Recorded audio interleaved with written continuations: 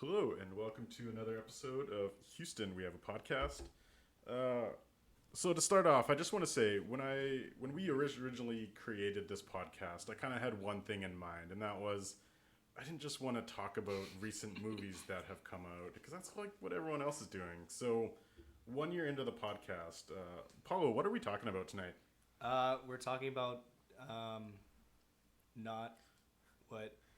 We're talking about recent movies that have come out. So I am 100% ready to sell out at this point. So that's fine. I'm selling out so we can get 150 views instead of 100. I was going to try and spin it, but sure. So today we're going to be talking about 3 new movies that have come out. Avengers Infinity War, Deadpool 2, and Solo. And our guests that we have with here today are Tyler and Rebecca. Thanks for joining us here today, guys. Woo. Hey, thanks for having us. Yeah, thanks. And as you are new guests to the show, as we always do, we want to ask you to kind of introduce yourselves to our audience. So we have you pick one movie and one character that kind of represents you as a person. So Tyler, how about you go first? Oh man, I'm ill suited for this challenge. No Actually, I'm passing the baton over to this one. Okay, I'll go first. I'm gonna give a little bit of thought to this. Yeah, you're gonna prep some more? As I do. Yeah. Don't worry, man. No one's listening. But it's Deadpool 2. This is unfortunately true.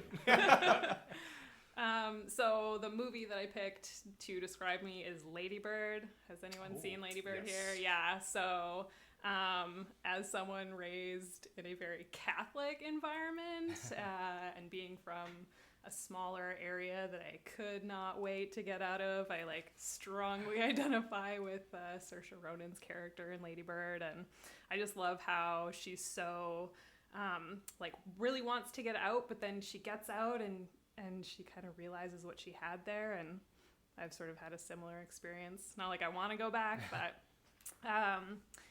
Lady Bird just made me feel a lot of very intense feelings. And then the character that I identify with is Evie from The Mummy. Oh my God. You win. That's a big movie for us. So I studied archaeology in my undergrad.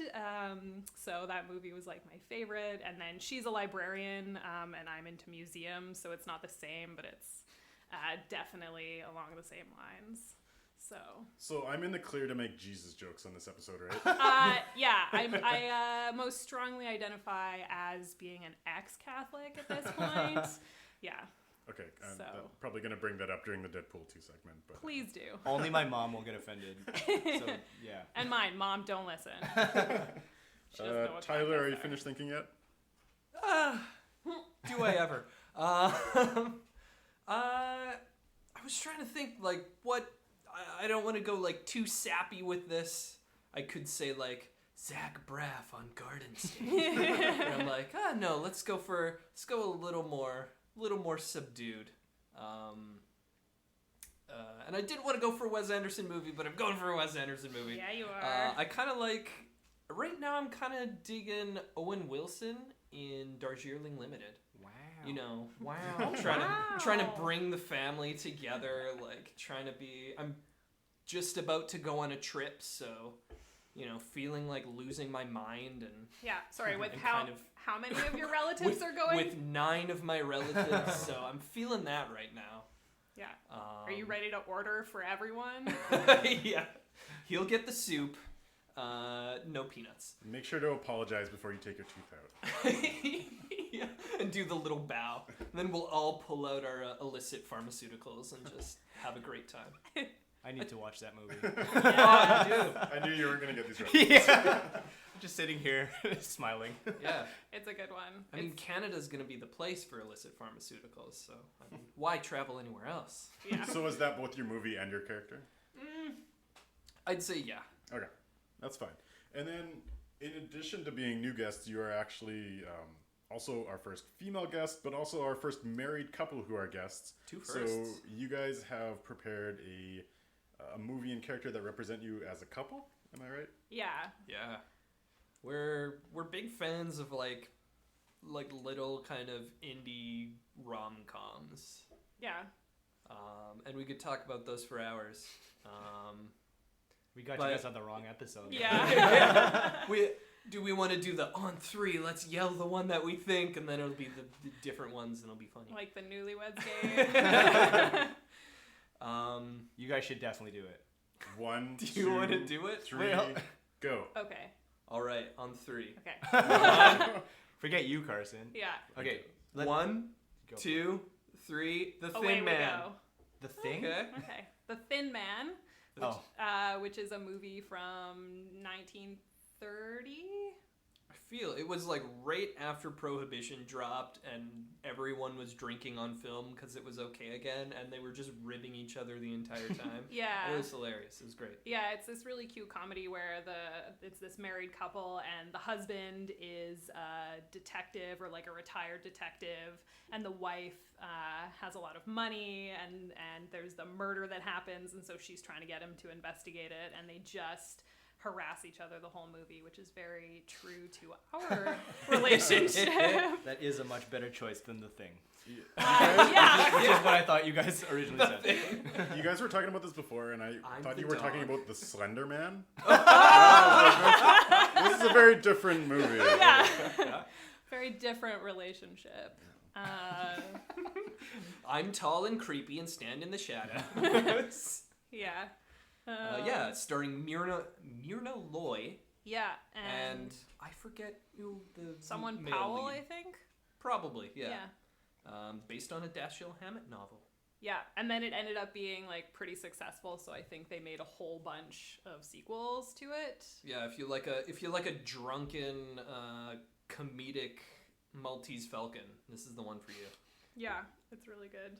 What's the one that you said? I said Away We Go, which is a really cute comedy starring John Krasinski and Jim. I actually know this one. Maya. Is that Maya her name? Rudolph? Yes. And it's about this couple that are kind of trying to find a place to like settle, and so they go visit like friends and family in different parts of like Canada and the States. And it's just, I mean, like anything that John Krasinski is involved with, it's just so fucking cute. Is A Quiet Place also very cute?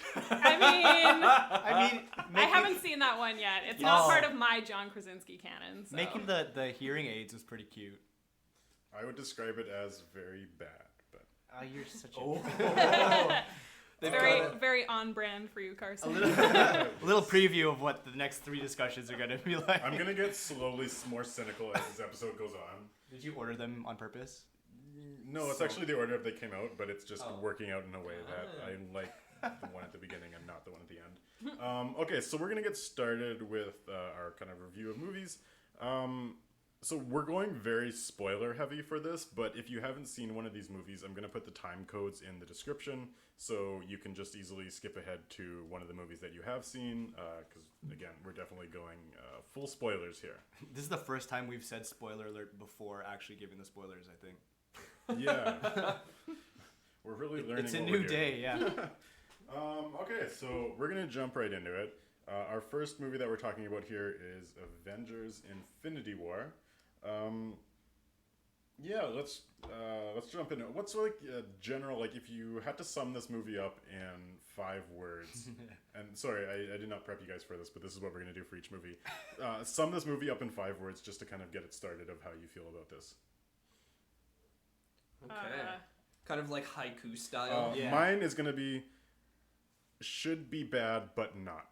I like that. Very apt. Clip show. Everybody dies. Cool. Everybody does cool. I'd say like Purple Man kills people. Why? Can I use comic book as one word? Sure. Okay, comic book, Lord of the Rings. Okay, you're gonna need to explain that. So full on conversation. We'll jump right into it. What do you mean by that? Okay, so when I first saw the trailer for Infinity War, I thought it was gonna be a thing where like you have like the Fellowship of the Ring, where like you have the group of people which are our Marvel heroes, obviously, and then they're gonna split off. Like a small group of them are gonna try and do the thing that actually defeats Sauron, aka Thanos, and then you're gonna have like the rest of them doing like other stuff, like distracting the eye, or Like the Two Towers. yeah, or like what else? Like just like fight, like saving Gondor or whatever. Right. So you're gonna like the fight in Wakanda would be like the battle of Comes deep. yeah, or the one in the third movie where like Rohan and Gondor are both fighting Pelennor Fields. Yes. I drew that out because I didn't want everyone to know that I knew what it was called right away. But yeah, so I thought it was gonna be something like that, which it kind of is. You have like Iron Man and Spider-Man and the Guardians going after Thanos like directly, and then you have like the big war in Wakanda. That's fair. Yeah, so but actually I just realized it's not really a review. But whatever. So I think my overall impression was like, I expected this to be a complete mess because how many characters do you have in this movie? And like, all the criticism that I thought I was going to give this movie, I actually still have that criticism, but it still works. Like, there's no main protagonist human character for the good guys, which that should be bad for a movie, but still somehow this works. And it's more of like a season finale than its own episode, so going into this movie as somebody, like, if you haven't seen any of the other stuff, won't make any sense. But I appreciate how much they did with Thanos. Like, they actually made him somewhat realistic, and like, they could have done better, but for what it was supposed to be, I was pretty happy. He was actually a character. He was actually a and character. not just bad guy doing the thing. Yes. Yeah, like you got into his motivation. You saw him feel some feelings. Yeah. I think one of the best things is like, I want to know more about him, and like, they couldn't give him the full, but like, I want to have a full like Avengers 4 movie where it's just like him for an hour and a half. Like, what are you doing? Like, you've killed half the universe. He's You're watching the farming on his sunset. planet. Yeah. I'm just what is that like? It just turns What do into you- like a domestic life where he's like mowing his lawn and he's He's like learning how to make sushi. Like, And then at the very end, it's like Hardest 5 part is minutes where like rolling they it. beat him and like use the time stone to move it all back or something, and it's like whatever. It's an afterthought, like 5 minutes at Yeah. the end. They're like, yeah. But I'm also the one who wanted Avengers 2 to basically be like a corporate retreat where Tony Stark brings everyone on like those corporate retreats you go like on with executives, and they do like personality tests, like this is how we gotta work together, guys. So Like trust Yeah. exercises. so whatever I want is never gonna work in a movie, but like that's what I want Avengers 4 to be. Yeah. Do you think that's how they'll get the Hulk to actually Hulk out in the next one? Get him to do a trust fall? and they actually finally drop him. pops. So And then he'll just crush whoever's behind him. I need a little more movie insider knowledge. So the whole reasoning behind Hulk not transforming, is this a legal dispute behind the scenes? It's okay. They said they're Right. having a 3-movie character arc for the Hulk, which is Thor Ragnarok, Infinity War, and then whatever Avengers 4 is going to be. Okay. So like, I actually think that's a good element of a character, but like, again, he gets like 5 minutes of screen time. So over the span of those 3 movies, he's going to have like a regular movie's worth of character arc, Right. Yeah. I mean, I'd rather have that than a standalone Hulk movie. which they can't do actually. What? For legal They don't Because have the it rights to sucks, do a or- Hulk Oh, I think standalone it's movie. Sony. Universal holds those rights, but they can put him as a Oh. character in another movie. Oh, I just Okay. thought it was because they've all been bad. So No. Yeah, I mean, it's like, how many times are you gonna try how to many make? actors? Yeah, stop trying to make fetch happen. But that being said, I do like Mark Ruffalo as Hulk like a lot. Yeah, I think He's he's great. yeah, I like him. I wouldn't want a whole movie of him though. I think there's a movie there. Like, I'm glad he's a supporting character because he's better like that. But like, especially what they did with him in Ragnarok. Like, I thought That's that the was, like, a good maximum character. Hulk. Yeah. Yeah. Yeah, I That- did in enjoy the him in movie. Ragnarok. In this one, he was such like a part of the backdrop. I mean, for obvious reasons, but So kind of mentioning that is like the subtle backstories that was a lot in Infinity War, and so there was like him meeting Scarlett Johansson again for the first time, which was like, oh, you know, there's some history there, but they don't really do it. And that's what I kind of like with like the human stories on this character is like they didn't feel the need to make it too obvious. And I was reading some of what the Russos have said afterwards, which they've been saying way too much, by the way. But one thing that I really liked that they kind of explained why the Avengers lost. And it was talking about the weaknesses of our heroes, that Captain America didn't want to trade lives for lives. And that cost them in the end. Right. And then Thor, going for the chest instead of the head, he wanted to do that because he wanted Thanos to know that he beat him, and that's why he lost. And so it's like... They said that? Yes. That was intentional. And then like Star-Lord punching Thanos when he was Too asleep. emotional. It's like, these are all very heroic, realistic things for our heroes to be doing, Right. but it made them lose. Right. And so I like that. Yeah, that's interesting how it's like them being selfish in the way that they wanted to win. Mm-hmm. Yeah, cost them. Yeah, I think it was more interesting, the fact that they lost. The thing that I liked about this movie, like, I didn't really have a lot of interest in seeing it in the theater, and then you guys were like, we're watching it for the podcast. And so Tyler had seen this before me and was like, are you going to see it? And I was like, probably not till it's on Netflix. And so he told me the ending before I went, which, like, I'm not mad about. Like, it didn't really... It was interesting watching the movie knowing the ending. But what I really liked about this movie was seeing the new kind of combinations of superheroes that like we haven't seen before. Yep, So like I like that. Yeah, so like the, you know, putting the egos of Doctor Strange and Tony Stark together was pretty cool. Even the small moments of like, there's one moment where a Winter Soldier picks up Rocket Raccoon and there's like firing in a circle. Yeah. It's like, that's all you need. You don't need a big character arc. It's just a little moment like that and it's good. Yeah, it's good. And I know we've seen Stark and Spider-Man together before, but I kind of like what Spider-Man seems to bring out in Tony Stark. Like, he wants to help him and feels, I think, a little bit protective, and it's in a more, or I guess a less selfish way than we often see from Stark, who tends to be pretty narcissistic. And one thing I like about the Spider-Man is like, they at least had one of the characters die slowly so that there was some meaning to it. Yeah. And that was like, and this is the cynical side of me coming out, is like, yeah, they all died, but I wanted to see them in more pain. Like, I wanted to Only Spider-Man gave you heard that? it here first, folks. But like Loki and Idris Elba, I forget his name, Heimdall, like you could see them die, and it's like there's these comics out there where it's Punisher kills the Marvel Universe and Deadpool kills the Marvel Universe, and it's just like, it's a solo adventure where you get to see all the heroes die, and for me that's what this kind of was. But it's like, when they just fade away at the end, like you see Black Panther fade away, but you know he's coming back because he's Black Panther and that movie made a ton of money. And so it's like, if you're gonna die, I want to see you like painfully die. Yeah, and I think like the choice of who died, I mean, I don't know why they, like, what that decision-making process was, but like based on who they chose, I'm like, okay, well, they're obviously, some of them are gonna come back, right? Like, they're not gonna kill Black Panther after this big movie this year.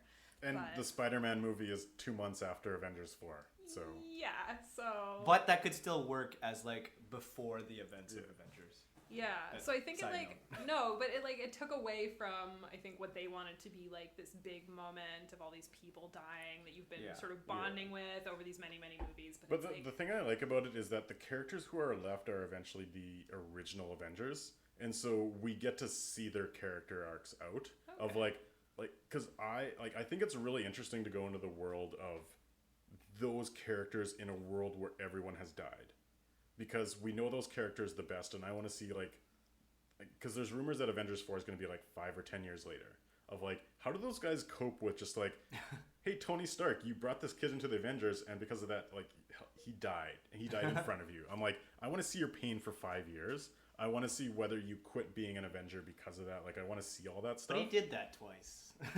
Yeah, but this time it's going to be a much bigger beard. We're not going to stop at goatee. We're going to go all the way.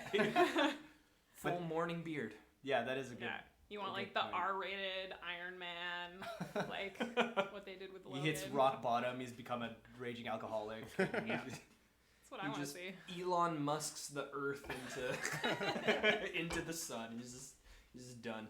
I mean, setting it like 10 years into the future, or like after those events, will give it like a little more. It like half solves the problem of, we know they're not coming back, because it shows like you'll kind of sympathize, I guess, with the characters. Like, oh, they've had to deal with this for so long, and everyone's so sad. And I also want to see what Thanos does for 5 years, because obviously he justifies all this as like doing good for the universe, but I bet after 5 years he's going to be kind of bored, and he's just going to start killing people, and he's be like, wait, did I do this because it was right or just because I like killing people? So like, I want to see that. I wanted to get this in. What did you think of the very pointed Thanos will return? Yeah. I mean, it wasn't so much Thanos will return as much as you're not saying the rest of the people will return, which obviously they will, but Yeah. But yeah, like I want to see that. That's the thing I'm most looking forward to. Is again, I want a whole movie about Thanos. I don't give a shit about all these Avengers. Give me Thanos the movie. Man, it's been the summer of Josh Brolin. It's just, Yeah. Just cleaning up. But we'll get to that yeah. later. Well, he only did one good movie, so What? All Wait, right. what? Like ever? one good character this summer. Oh, okay. Well, it's, wait, what? You just finished saying. I'm confused. Oh, that I'm means saying you don't like Cable's a Cable. shit character, He's like the Terminator. I have things to say about that. and we will get to that. Yeah. So we're saying a lot of positive things about Infinity War. What are like your major negatives? All the negatives are always going to be kind of tinged with like, I like that they did this, but they didn't do it enough of it. Like what? So I don't want to jump too far ahead for where we're going, but all three of these movies to me interact with fans in a very different way. They all kind of they throw out hints in different ways. They have jokes in different ways. The humor in Avengers, you know, they upped their ante from Avengers 2. It was definitely a lot of comedy moments. Jokes could have landed. I don't know. I like the Guardians of the Galaxy or Thor Ragnarok. Thor. Like every beat is a joke that hits.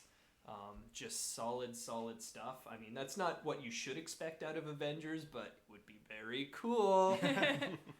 I think it was a casualty of having so many characters because like you have the main joking part was like the Guardians of the Galaxy when they met Thor.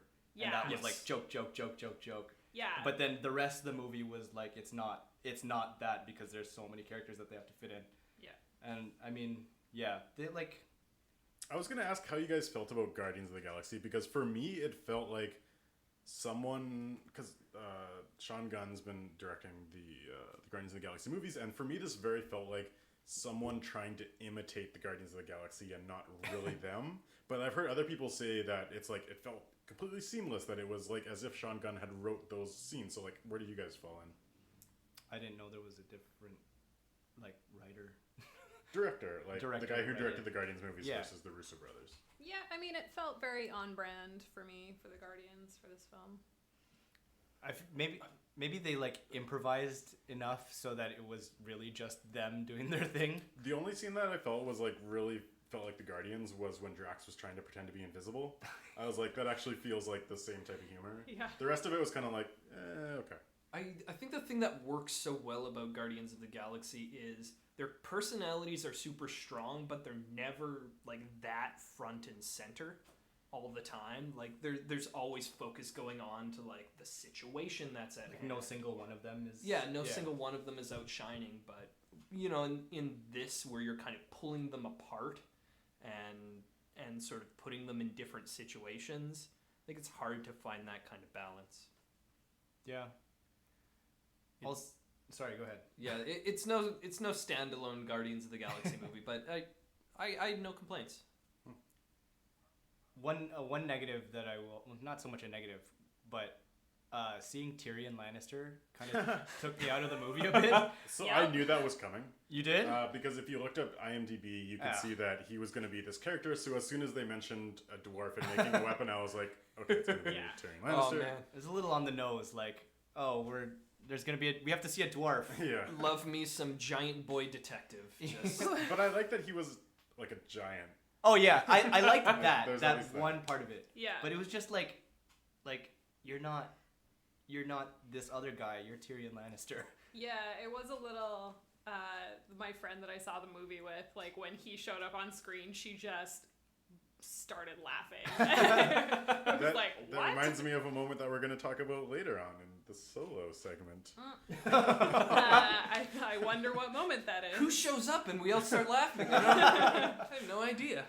I actually thought Carson was gonna like that moment, but I'm really conflicted. I have a lot of feelings about that moment. We will get to that. But Okay. one of the things I really liked about Infinity War is, like, for as many characters as they had, like, it was really boiled down to, like, you understood what was going on with a few moments. Like, there was the adventure with Thor and Raccoon going one place, and Star-Lord going one place, and Iron Man's group met up with them, and it's like there was 2 or 3 central locations where things were happening, so it wasn't all over the place. And then you could get that Thor and Raccoon moment. You could get the Iron Man and Doctor Strange moment while still being, like, a coherent plot. So, I don't know, like, I'm not going to say it's like the... I don't... Actually, okay, here's a question for you guys. Marvel movies all time, where do you rate this? There's been 19 Marvel movies at this point. Oof. I would put it like somewhere in the middle. I mean, to be honest, I go into most Marvel movies with like a pretty low expectations because I'm not that invested in the universe, and so I go in, and if it's fun, then I'm happy. Whereas with movies in the Star Wars franchise, I have a lot more expectations, so it like really colors how I feel about the films when I see them. So you know what? I thought Infinity War was good. I'm not gonna rewatch it, I would say. Like, it's not high in my list of ones that I want to watch. I am excited for Thor Ragnarok to come on Netflix, though. Like, Yeah. I will rewatch that one. I thought it was fine. For me, this was probably the biggest upset out of any Marvel movie I've seen. upset as in bad, like No, upset as in, like, my expectations were completely flipped. Okay. I came in expecting Avengers 2 level, like completely fractured plot line, trying to cobble together a story I don't care about. But it totally flipped me, and by the end, I liked where the focus was for most of the movie. I liked the villain that they characterized much more into it than I was with Age of Ultron. And I would put this maybe like third or fourth of all Marvel movies. that's about in line with what I was gonna say. Somewhere between 3 and 6, because I know for sure Ragnarok and Logan are in front of. I'm going to say MCU. Oh, Ooh. I guess that bumps it up to 2. But I'm sure there's something like I have a short-term memory. Does that make sense? Yep. Yeah. So like the movies that I've watched like way back, like maybe the original Iron Man or whatever, those are I might put them in front of Infinity, like one of them or 2 of them. So that's why it's like somewhere between 3 and 6. Yeah, I think I'd echo Tyler and Paulo. Like, I think this is probably number 3 or number 4. I still think Iron Man is the best Marvel movie. The first one. For MCU, anyway. I had low expectations, and they actually surpassed it. And I think the biggest compliment I can give this movie is, like, I actually want to see Avengers 4. Because I went into this thinking, like, I'm done with Marvel. I'll watch them, but I won't watch them all opening weekend. But now I'm going to see Avengers 4 opening weekend. They took serious risks, and it paid off, for sure. I like them taking risks, because that's the thing I hate against the most is, like, they just do the safest thing. So I appreciate that. Any last comments you guys want to get in here before we end off this segment? Yeah. Sorry, one really quick one.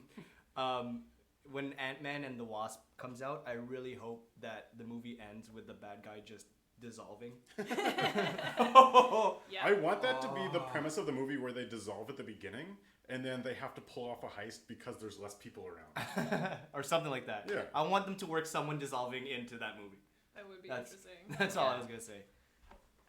When I was thinking about like who died in this movie, like I wasn't thinking about, oh, it's like kind of the OG people left over. I was like, oh, this is an opportunity to like clean house and like make room for, I don't know, more women and people of color. I think that's going to be Avengers 4. Yeah, but like, I mean, that only matters if everyone stays dead. So how do you feel about the big Captain Marvel setup? What's Captain Marvel? Okay, never mind. Brie Larson is Captain Marvel. That's what. She's going to be the person to save the day. The Clash at Demon Head, Yes. Brie Larson. All right. Nice. Sign me up. That was the Someone movie I understood the picked. reference. Yes. All right, so we're going to end that segment. We're going to jump in here, get to know our guests a little bit more. And Tyler, we're going to start with you. So, And you can't pass it off. Yeah. Cannot pass this Not off. this one. I can't pop quiz, asshole. Not yet. Okay. You can after we're done.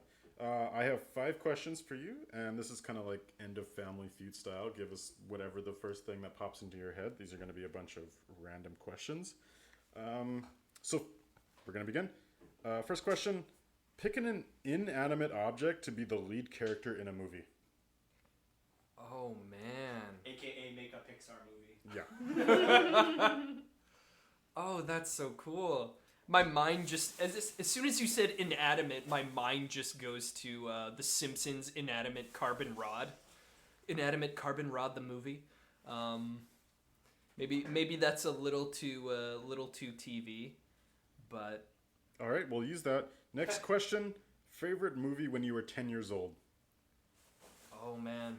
When I was 10 years old, I vacillated heavily between Conan the Barbarian and Neverending Story. I guess I was a big fantasy head. And Page Master. This is very telling of what kind of kid I was. Yes. If Did you could you go like on a to- road trip with any movie character, who would you choose? Ooh. Man, this is good. I was really into Logan, but like I think we could just do a complete genre reversal, and it's just gonna be some sort of like, I don't know, coming of age. With Like, Logan? yeah. So you're Yeah, gonna be like the little finding girl. ourselves. And it ends with you dying, probably. Yeah. Just looking out to the sunset. Which Wes Anderson movie would you want to be a side character in? Oh man. I would always like to be a dog. I think I would love that. That's a good choice. That was I Love Dogs. It was a pretty fun little setting. Okay, and then last question. Which pre-1960s movie needs a remake? Pre-1960s. I would never be able to Holy answer this moly. question. Took advantage of some film knowledge. Yeah. You know. Let's Our audience does not know. oh. I'm trying to think. You can take extra time for this one. Yeah, this one's Because I'm curious now. This one's a goodie. When did Bridge come out? Yeah, I was just thinking that Bridge on the River Kwai. How would that translate to today? But How like, would you want to remake Bridge risk on a the River remake? Kwai? That's the thing. Your favorite film? It's Turn it one of into a those loud don't action meet your movie? heroes moments where it's just you That's know, a good point. gonna leave it as Alec Guinness being a boss. All right, you got 5 seconds. What is it? Oh, there was a really good movie called The Grand Illusion. Yes. Oh that's yeah. A World War One, very, very like kind of real for its time, kind of getting into the whole idea of, you know, war and fighting and what is a country and nationalism that, you know, I think would still translate really well to today. I just want to shout out quickly before Carson cuts me off because I'm bad at hosting. At Houston, we have a podcast. It's our Instagram. It's live. Follow us. You get posts on any updates. All right, pop quiz, asshole. That's right. A guest is coming in with a pop quiz this time. Well done. I don't know how I discovered this great happenstance, but I was just kind of going through IMDb just on a little stroll one day. As and one I, does. Yes, one does. And I had this great epiphany of there are a lot of Nick Cage movies, and a lot of them sound like names of energy drinks.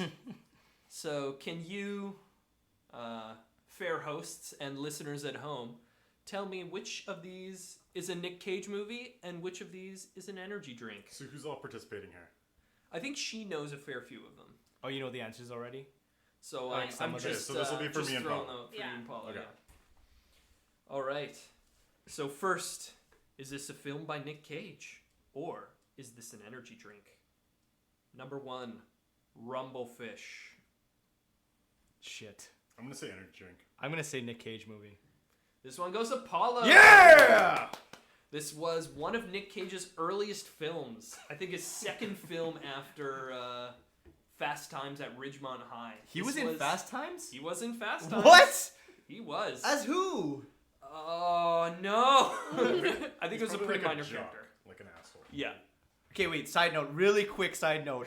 In high school, one of my teachers, apparently one of his friends recommended Fast Times to him, and he showed it to my class in high school.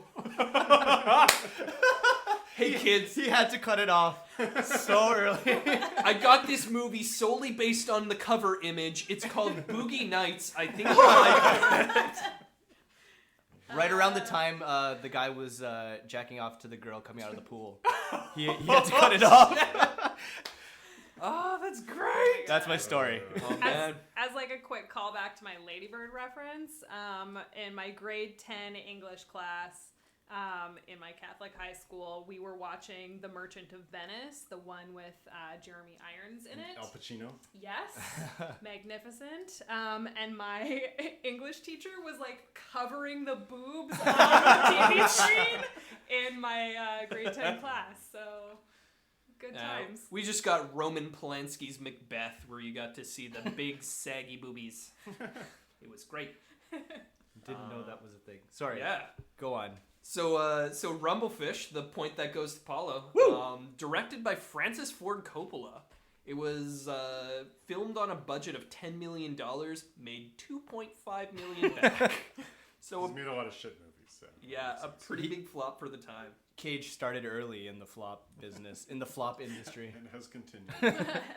All right, next one up, Urge Intense. Is this a film by Nick Cage or an energy No, it's an drink? energy drink. That's an energy drink. Oh, damn, you got it right away. Urge Intense, a citrus-flavored soft drink produced by Coca-Cola Norway. Or like a soft core porn by Nick Cage. Yeah.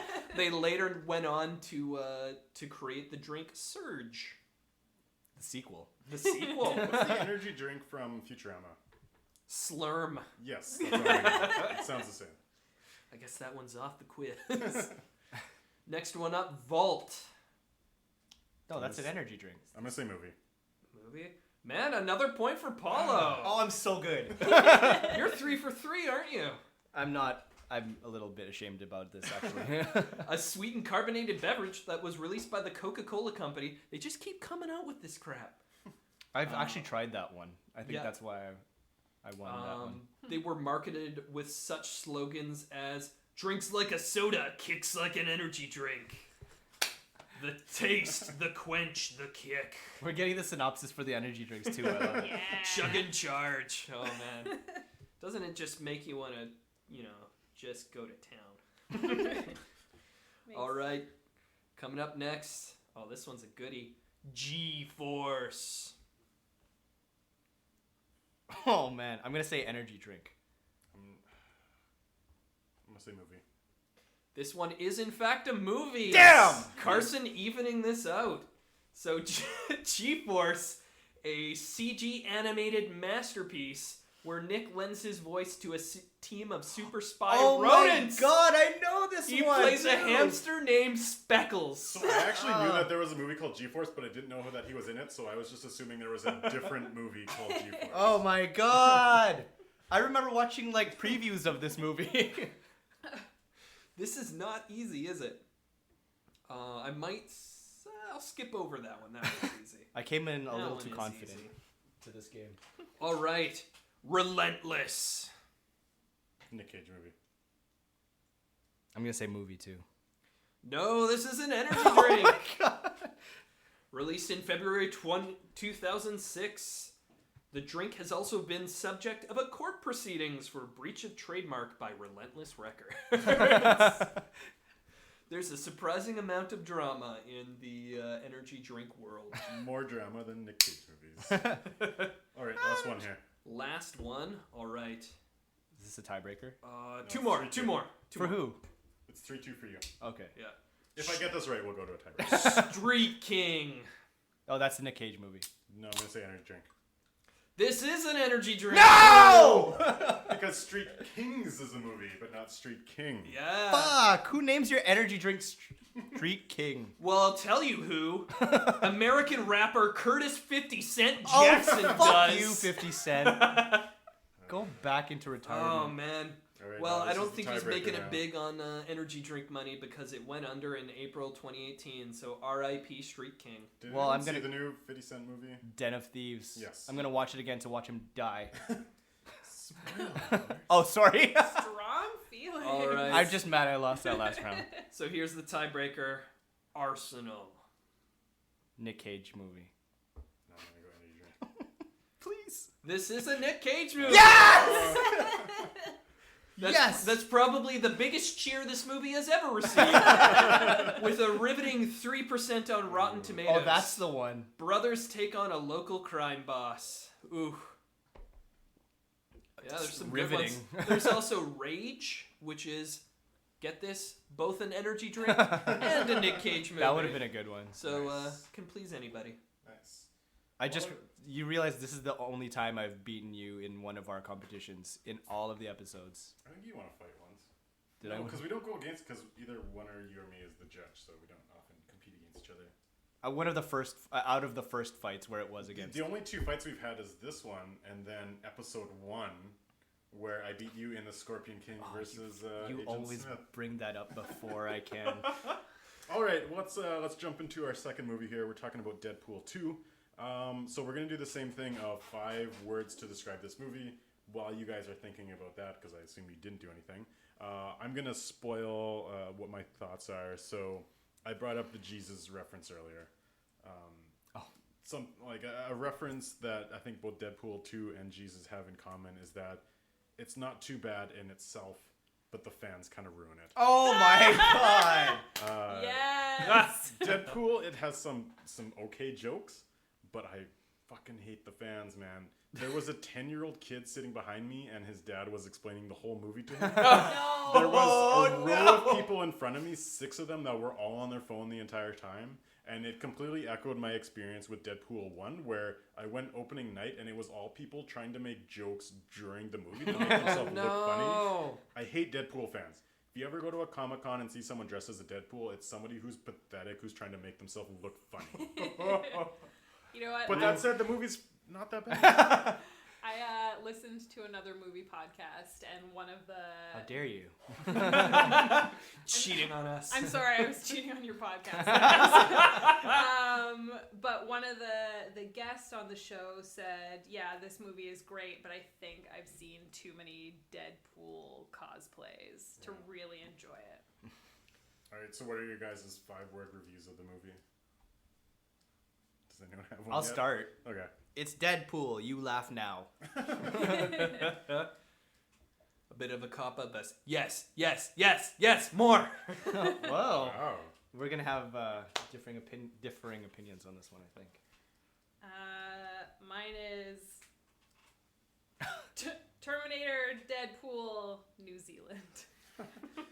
Oh. Mine is some good, some bad, whatever. Yeah. All right, so the one I'm most curious about, Tyler, why are you so positive? I maybe oversold it with the many yeses. Maybe? But it's, I don't know, for me, it's like playing Saints Row 2, which is just this goofy shoot 'em up video game. I know that one. Yeah, it knows what it is. It is what it is. I like how it plays with fans. I like the kind of gratuitous in-jokes that it's dropping, but you still, even when the joke isn't landing 100% with you, it still reverberates, it hits, and it's funny.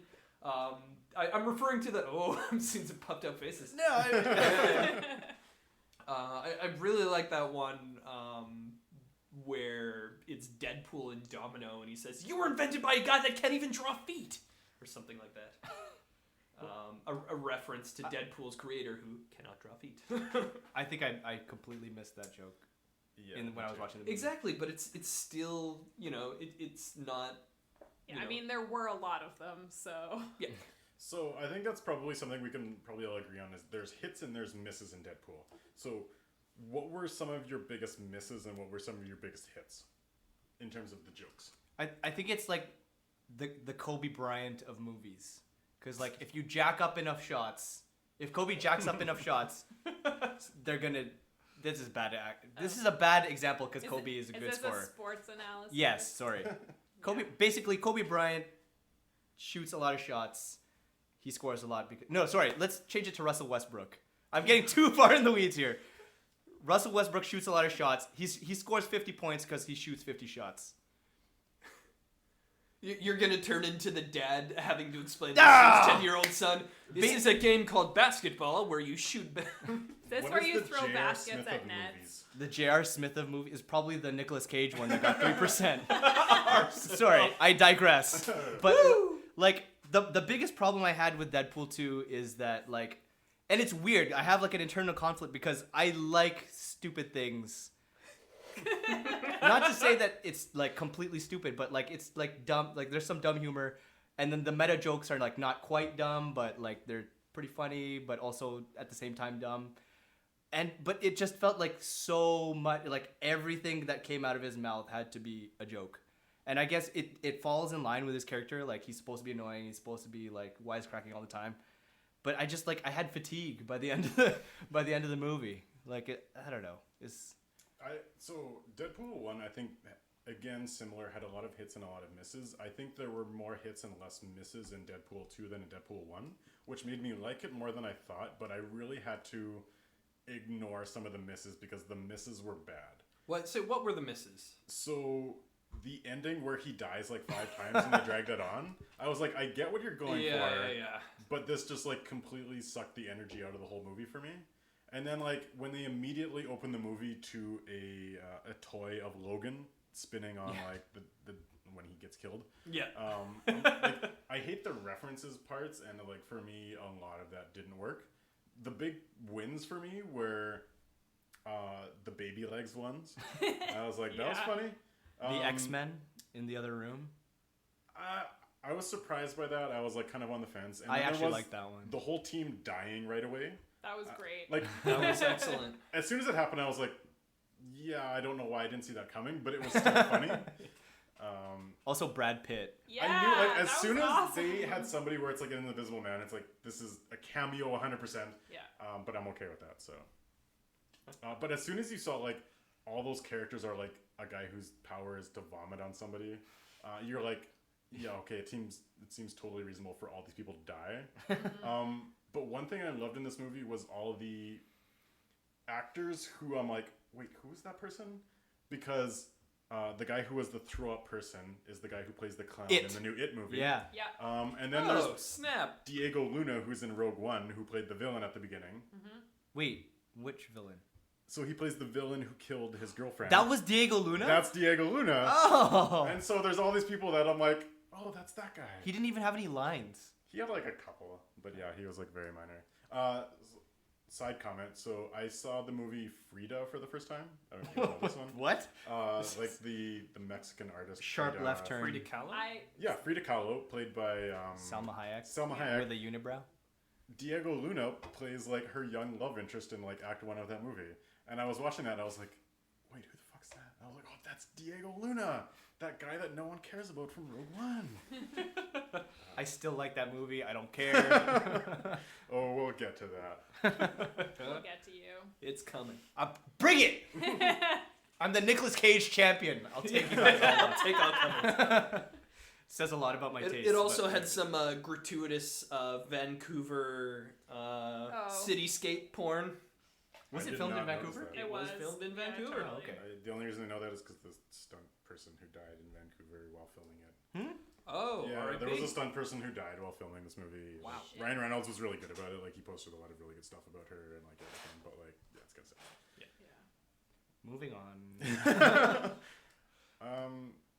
One of my biggest disappointments was the use of the New Zealand kid. I don't know if you guys have seen Hunt for the Wilder People. Yeah, it's so He basically good. plays the same character, but in Hunt for the Wilder People, he's so much better. Like, Yeah. And he doesn't have powers. Yeah. basically, like he's what's the guy's name? Neil. Sam Neill. Yeah, from Jurassic Park. Yeah, him and this kid in a movie where they're like in the wilderness, like, and he's like the same character of like a loud talking kind of youngster who's like a kid but acts like an adult. Hilarious movie, funny, great. It's Same so guy who directed good. Thor Ragnarok, by the way. Yeah. Um, Taika Waititi. yeah. And so like he just seemed like an imitation of that character as opposed to like that character. That's Yeah. what I felt too. And a lot of the funny moments for him didn't land for me. The Like kid? the whole prison pocket, Shiv sort of thing. Some of them was, landed. Some of them It landed. was chuckle worthy. I- But I feel like I'm crazy now because like some of the things that I did find funny are everything like you guys are naming that. Oh! You know, and like, I mean, I did. I mean, that's why it works. Everyone's gonna find something funny about it. Yeah. yeah. I mean, like if you shoot that many shots, you're gonna land with someone. But like you have the basketball reference there as like you shoot a lot of shots and some of the jokes land, but I feel like the jokes are so diverse that for everyone it's going to be 50-50. Like yeah. people have Ah, different that's fair, tastes yeah. in jokes, and like these people are going to like these jokes, these other people are going to like these jokes, but overall everyone gets some that they like and some that they don't like. I think that's what I was trying to say, but better. So thank you. Yeah, I think Julian Dennison was probably my biggest disappointment for this movie because I had like really the New Zealand actor. Oh, Because yeah, I really loved him in Hunt for the Wilder People, and I'd heard an interview with him before seeing Deadpool. But yeah, he played kind of just like a less good version of his Hunt for the Wilder People. it's probably character. more interesting if you haven't seen Hunt for the Wilder People. I Yeah, haven't, and I I actually agree. thought he was point to that Yeah. point. I thought Well, I liked him. Yeah, and I mean, I think part of it too is like Ryan Reynolds is always going to be the funniest one in these movies, right? Like that's sort of the nature of his character, is that that's the role he plays, is kind of the jackass. But, like, that's ridiculous, LeBron but- James reference, he can't carry the whole team by himself. He needs some supporting cast. Yeah, I thought like his supporting cast was a bit weak. The New Zealand kid was like his Kevin Love, and then there was nobody after that. Cable was the most disappointing part of this movie. Oh yeah, Josh Brolin coming back. Wait, The other big baddie. Yeah, I actually kind of disagree with that because I feel like a lot of the stuff that I found funny didn't have much to do, like it wasn't coming from Ryan Reynolds or Deadpool. Like a Okay, lot of like that's fair. seeing the parachute in the air by its like that kind of stuff, and like what else? There's other stuff. I like that they had more original humor as opposed to relying on references like the first one. Yeah. Yeah. Like there was an example, he was fighting Cable for the first time, and then he like breaks his arm and starts choking him with his arm, and it's like that's just a funny thing that's you can do with Deadpool's character because it has Right. like infinite regeneration. Yeah. So it's like stuff like that I liked, and they did more of that. Yeah, I mean, I did find Cable to be kind of like Terminator light. Especially at the end, like Yeah. they set him up with like this mystery, and then they never did anything with it.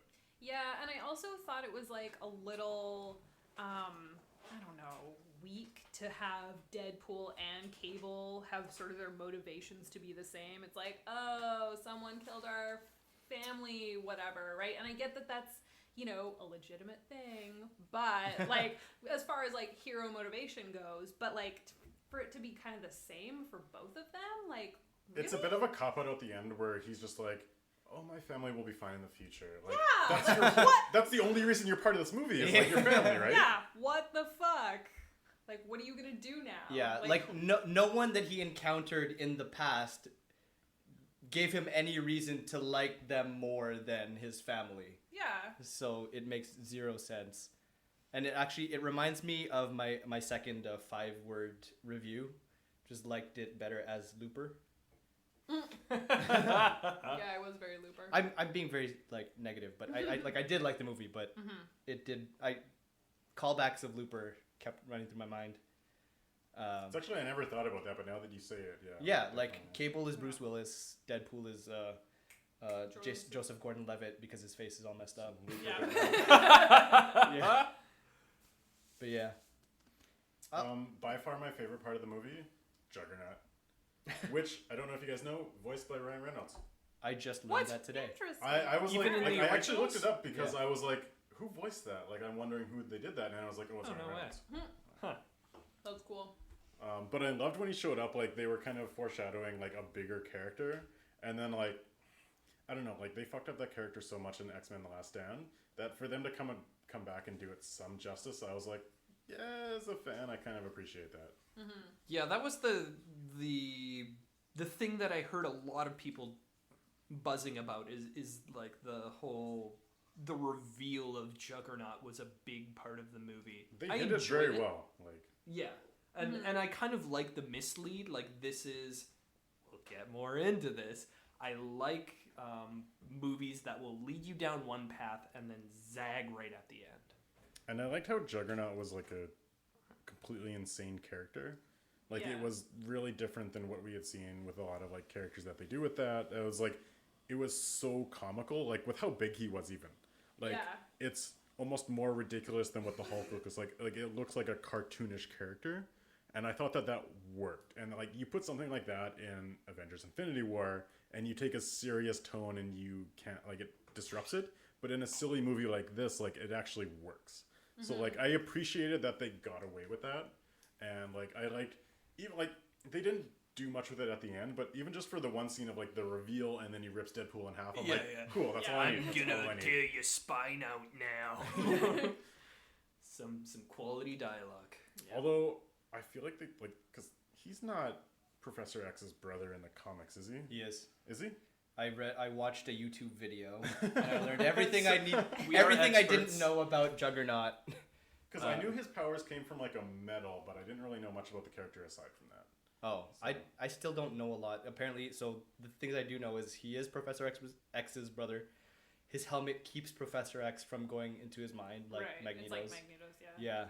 Yeah, and his like something about his power where like if he has any amount of momentum, like even the tiniest amount, he's unstoppable.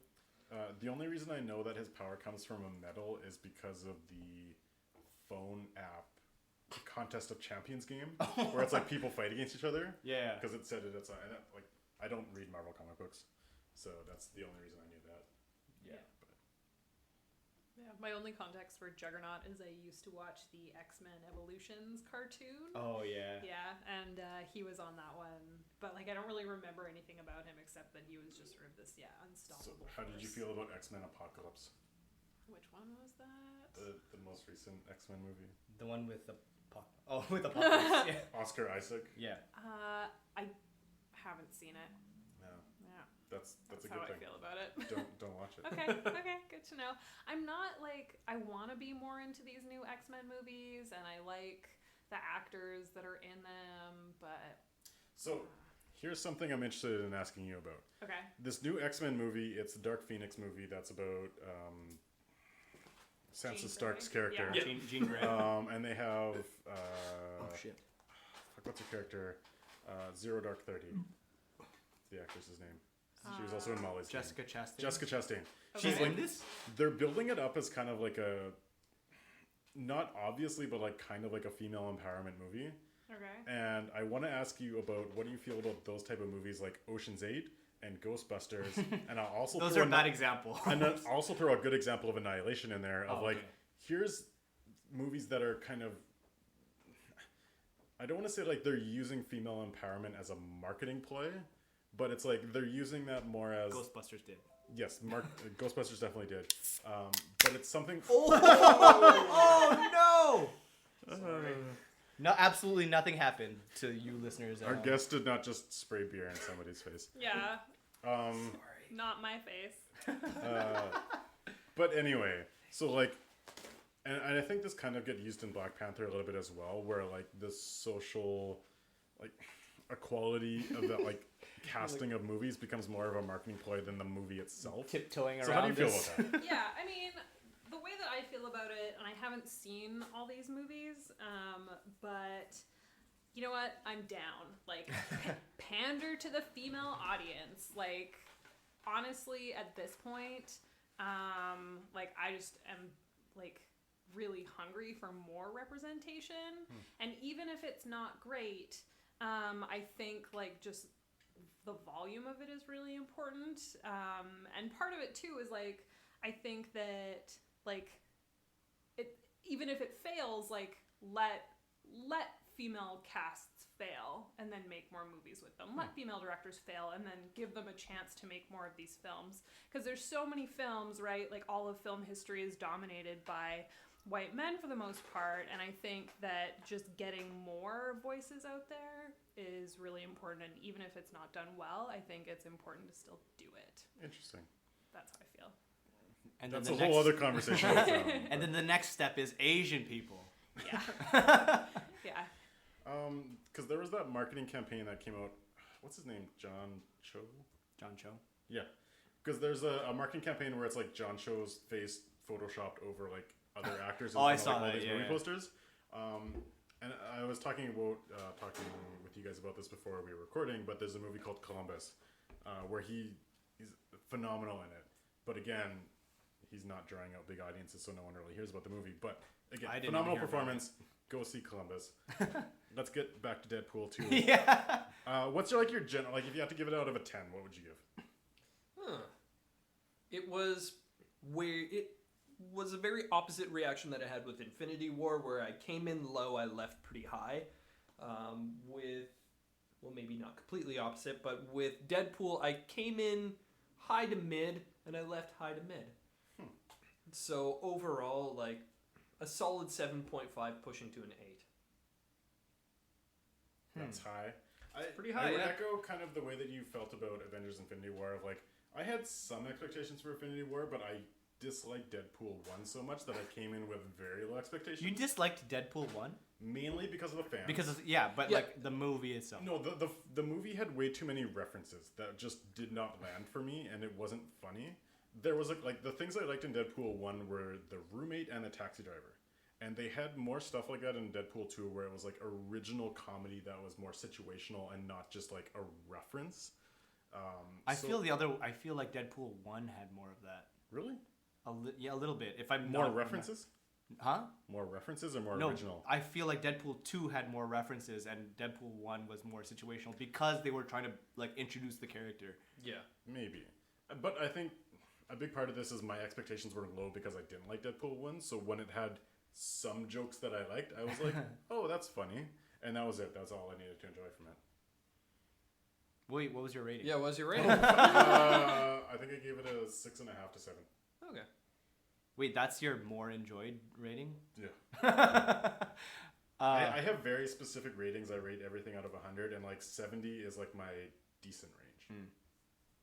You can go first. Yeah, I'd not give it a 7 out of 10. I liked it. It wasn't my favorite thing in the world, but I thought it was really funny. I liked a lot of the jokes. Yeah, I really liked Deadpool. I think he's a very interesting character. And one thing that I didn't mention, but I was thinking about with this film is I love the way that Deadpool's character plays with gender performance. And like, you know, in that opening sequence, he's like wearing the heels and it's playing 9 to 5 and he's, you know, beheading everyone. Oh, yeah. So that was one thing I liked. On Deadpool 1, they made jokes about things, but they didn't overcome them. Like, they had the credits jokes of like, oh, we have average European villain, and then they just had an average European villain. They made jokes in this one about like all the diversity stuff, but then they actually had a very diverse cast, and it was like overcoming what they were making fun of. Yeah. So I like that. Yeah, and like then throughout the film, like he's, you know, his relationship with Colossus, is that the guy? Yeah. Yeah, like he's flirting with him the whole time, and Colossus comes and saves him and is like carrying him like he's a damsel, right? So I really, I think that like sort of gender play is really interesting and really refreshing, especially in this universe. Yeah, it mirrored like the whole sequence with Colossus carrying Deadpool. It mirrored the slow motion part of Deadpool 1 where he actually first saw Vanessa after she had gotten it was like in slow motion and he was like doing this to her. Oh, and, like, yeah. And then it was the same thing with him when being carried by Colossus. So that's a fair point. Can I bring up one point? One thing we didn't really touch on this in Infinity Wars, but the use of CG in Deadpool is they always nail it for me. They always do at least a couple like gratuitous CG moments, like time slowdowns, fight scenes, stuff like that, where they're really showing off the capability of it. And they know what they're doing. It's like a very Infinity War or Deadpool? Deadpool. Okay. Infinity War was pretty much what you expect. There were some pretty good fight scenes, but nothing really pushing the limits of it. But I think at the same time, the effects, like one of the more powerful effects was how he manipulates reality in Infinity War, and how like Drax turns to cubes when he comes out in time. That is pretty That good. was Stuff Or like that, it's ribbons. You don't Yeah. even think of it as a gratuitous effect. It's just like it's a That this thing that happened. happens. Yeah. Yeah. So I felt they were more subtle with it, whereas like in Deadpool, they're like, this is a. Oh yeah. I would rate They them go about full the same gratuitous. for. I guess. Oh wait. Yeah, Sorry. we have one left. What's the rating? I give it like as much as I hated on it. Like while we're talking about it, I give it like a solid 7.5. I had another point, and then I forgot. So let's I'm just move glad on. that we're ending this episode on Solo because I feel like we're agreeing too much and it's gonna get a little bit heated. Anyway, we're gonna end this segment. We're gonna go into Rebecca. You're getting to know you questions. Also, did I say your names when we started off this episode? I Yes, think you so. did. Because I feel like I didn't. You're You drunk, did. But yeah, Yeah. that's true. Carson, go Rebecca home. and You're Tyler. drunk. Okay, rapid fire questions. Who would you cast for yourself in a biopic of yourself? Oh shit. Serchi. I mean, ideally, oh god, I've had too much beer. What's her name? Joan Holloway. It's working. Christina Hendricks. Oh, that's a good Oh one. damn. Fuck, like in my ideal self. is Christina Hendricks. For the viewers at home, I have red hair. If you had Yeah, to that's pick what one Christine Hendricks Infinity has. Stone to wield, which one would you wield? Reality. Why? Oh. Because you can change your reality. It just seems the most interesting to me. That I don't remember the How other long? stones. How long does the reality change last? Oh, that's a As good long as you want question. it? I'm gonna go Dungeons and Dragons rules of as long as you're concentrating, because when they leave, it goes away. Okay. What color would your lightsaber be? Purple. That's a good one. Good choice. Any reason? I just think it's the coolest. It's my favorite color. So the Samuel L. Jackson rule. Yep. You can travel to any fictional planet. Which planet do you travel to? Naboo. You must Alright. like sand. No. Wait. That's not Naboo, that's Tatooine. Yeah, there you go. Which one does Jar Jar Binks live on? Naboo. You chose a bad planet. Not the Jar Jar Binks one. The part that they filmed in Spain and Italy. If you Spanish had the Naboo. Force, what was the first thing that you would do with it? I would use it to just like sit in one place and like bring my phone from across the room to me. Phone, remote, Yeah, food. all the things. Maybe fly. Yeah, Can you fly? if You you're can strong jump. enough. A lot. That's fair. Yeah, I bet Yoda can fly. He just doesn't because he's cool. All right. So one other question that we didn't get to that we wanted to at some point in there, and I forgot, is I was going to ask one of you guys who should play the next Wolverine. So let's do a roundtable on that. Who should play the next Wolverine in your guys' opinions? Because it's definitely going to happen in the MCU. So is Hugh Jackman retired from Yeah, playing he's done. Wolverine He's now? done. He's like, Does he have a son? Can you say holographic Hugh Jackman? Oh, they're going to Star Wars him. Oh yeah, you know he's gonna No. be all dead faced and Polar Express eyes just looking right at you. So any options? I'm bad at this.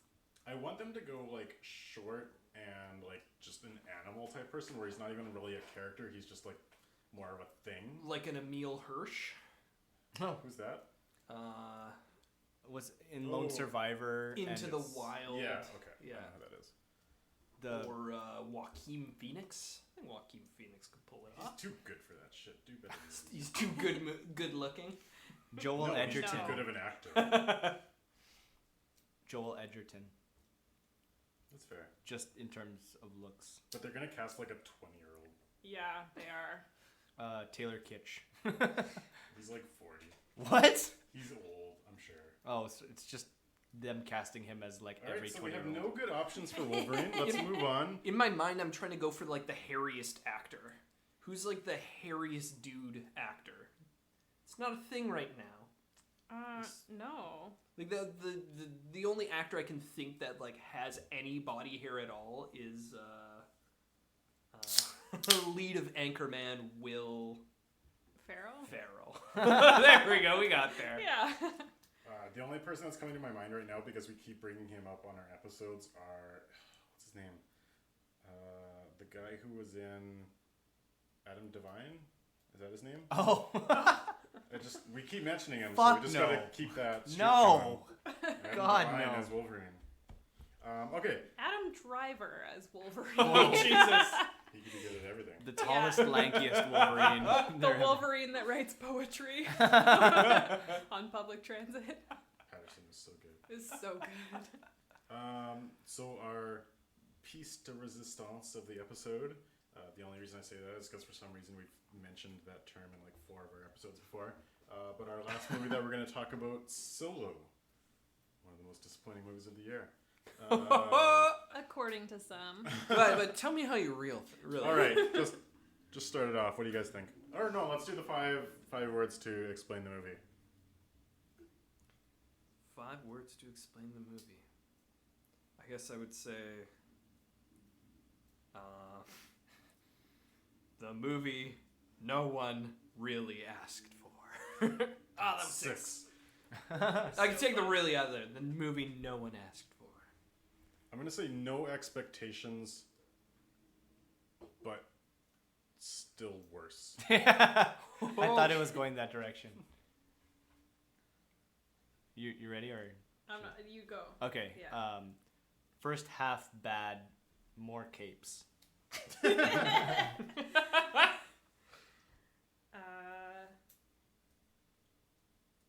You can interchange capes with Lando. I did like Lando.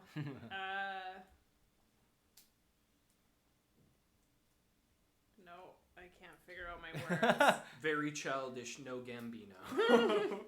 Yeah. You have one Oh, word to shoot. spare. You don't have to use all 5. Well, I don't know. Just start saying words and then stop at 5 or add. That's Okay. what we usually do. How about 4 to 6 words. no Death Star this time. Hey! That's right. There we go. Yeah, that's good. So what is there to like about this movie? Someone please answer that. So not Han Solo himself. You didn't like him? No.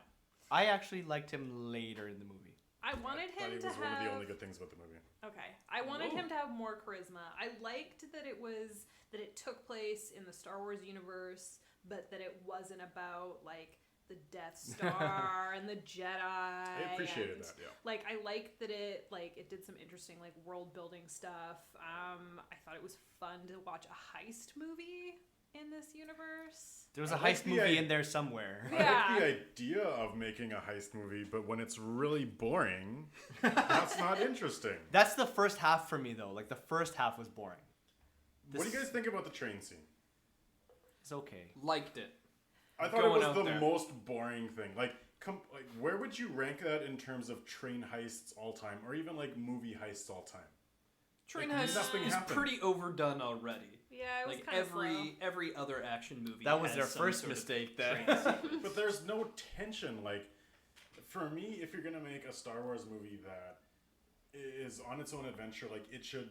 Like, one of the reasons why you want to have a solo adventure is because it's just like good on its own. You have good action scenes, and it doesn't need to connect to all that other Star Wars bullshit like the Jedi and the Sith and the Empire. But you have just good action scenes, and like I was falling asleep almost every action scene. Like there was nothing. There was no tension. Well, The what- only thing that I was interested in during the train sequence was I thought that it was going to be Boba Fett who shot Jon Favreau's character. John But- Favreau. The Rio guy. That was John Favreau? That was Jon Favreau. And then I was like, oh, this is way too obvious. They're telegraphing this. And then it didn't end up being Boba Fett, so I was like, okay, whatever. But like, it was such a boring scene, and then there was just nothing interesting. And it was almost worse that the Kessel Run is such a thing that's been built up in Star Wars mythology that like, if you're gonna take that on and do the Kessel Run, you Yeah. have to do it interesting. And it was.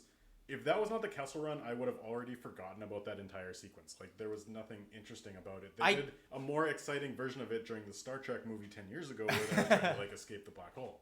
I kind of liked that. Oh, well, yeah. considering that yeah, it makes sense. But I did kind of like the Kessel Run. I think it fell victim to the hype that you mentioned. Like, everyone blew up the Kessel Run. There's this great big thing, and then like, if that wasn't the case, if it wasn't such a big deal, that I would have found that a little more cool. Like, I still kind of liked it. But like, you've taken that on. You've made a conscious choice to do the Kessel Run, and you all like. This is something where there's a pilot in a bar saying, "My ship did the Kessel Run," and then Ray, 30 years later, is saying, "Oh, you did the Kessel Run in 14 parsecs and not 12." But it's like, this seems like something that everyone should know. Like, the Kessel Run, quote unquote, is like a big thing. Like, what they did is like, there's a giant space squid. and like, a black hole. But like, when you're calling it the Kessel Run, it's like a big thing that everyone in the galaxy would know about, and it wasn't. It was just like, that's a path you take to a planet. Yeah. And then when he comes out after, and he's like, "Oh, I did the Kessel Run in 12 parsecs," and the guy beside him is being like, "I don't give a shit," and it's like, yeah, why would anyone care about how somebody got through that adventure? Like, they were stuck with it being parsecs instead of like a time unit, and you chose to do something that was not a good idea to do because you can't do that well, and then they didn't do it well. I think it was kind of safe because, like, the whole fact about the Kessel Run mostly being the reason why it's not safe is because no one knows what's outside of the regular Kessel Run, right? Mm-hmm. Like, because if you go outside of this path, no one knows what's going to happen. No one knows what's going to happen to you, but you're not going to come back. But like, there's no one who's saying like, "Oh man, that guy did the Kessel Run in 20 parsecs instead of 22." Like, that's just a route. Yeah. Yeah. And I mean, okay, I liked this movie, but I thought it would have been more interesting to explore parts of Han Solo's past that like we don't know about. Like, yeah, for example, like if we'd seen something that was not the Kessel Run, or not how Han and Chewie meet, or like they could have gone so many directions with this film, and it felt like a little bit of a cop out to me to just kind of like do the greatest hits. They answered so many questions that we didn't need to know the answers to. We did not need to know the answers. It was great. They gave us all of the things they said they were going to do, and then they did them. That was it. This movie has the potential, like, bounty hunters in space, like smugglers in space. It's pirates in space. You can have just wacky characters and fun adventures, but instead it's like, this is how he got his last name. This is how he shot Chewbacca first. And so, okay, that's another issue. Is like, they needed to build a character where you could believe that he was the type of person to shoot first. But they didn't do that. What they did instead is they just had him shoot first at the end. They made him into a hero who was not the type of person who would shoot first, and they said, "Oh, just make him shoot first." And no, that's, but that's the character you need, I right? think he still was. He wasn't a hero, but he was still the kind of person that would shoot first. I didn't have any problem with, like, even though I saw it coming. Well, I kind of saw it coming, but I didn't have a problem with him shooting first because I feel like that fit. Like, it was. I don't think it fit at all. They did a lot of like saying without showing. There was a lot of like, Han, you're a very good person and a righteous person. You never see him really be good and righteous. I mean, you see kind of at the end he's helping out the raiders that, But it's like, I don't want him to be good and righteous. He has that character arc in the Star Wars trilogy. Right. Make him to be like a scumbag like Peter Quill in the Marvel movies. Is just like, kind of good, but like mostly a scumbag. That's the trouble with conflicted characters. You can't just fall back on an archetype. You have to show both sides of them and play to both sides of them. They do an all right job of it. There are a lot stronger, like, conflicted characters out there in terms of movies. But like, there's really good examples of movies that are based on anti-heroes. Look at the Man with No Name trilogy with Clint Eastwood. How it's like, this guy, he doesn't need to have the whole character arc of being maybe good or maybe helping the rebels. You can just have somebody who's an asshole, and you can build a character around that. Yeah. And How do you get to that point, though? How do you get? You don't need to get to that point. You just make that movie. You're born with a stogie in your mouth. Just give him a reason to be cynical about the world, and then have him do asshole stuff. Yeah, or even like the character of DJ in The Last Jedi, right? Like, show him playing both sides. like, because he's not invested in this, like, I mean, conflict that hasn't started, but, like, he doesn't care about the Empire, right? I'd rather him be worse of a person in these movies so that his character arc in the trilogy seems better. Yeah, like, having him start out as this kind of, like, wide-eyed, but, like, you know, like, tough on his luck, scrappy kid. It's like a musical. Yeah, Sounds I like. mean, I feel like it kind of undermines the development that happens in the original trilogy of his character. I think they're banking on all the Star Wars fans nowadays not remembering the original trilogy. They're too young. They're, Yeah. they're all 10 years old. Yeah, I mean, this is kind of a kids' movie. Yeah, going for what I was seeing in the theaters, you wouldn't be too far off. Yeah.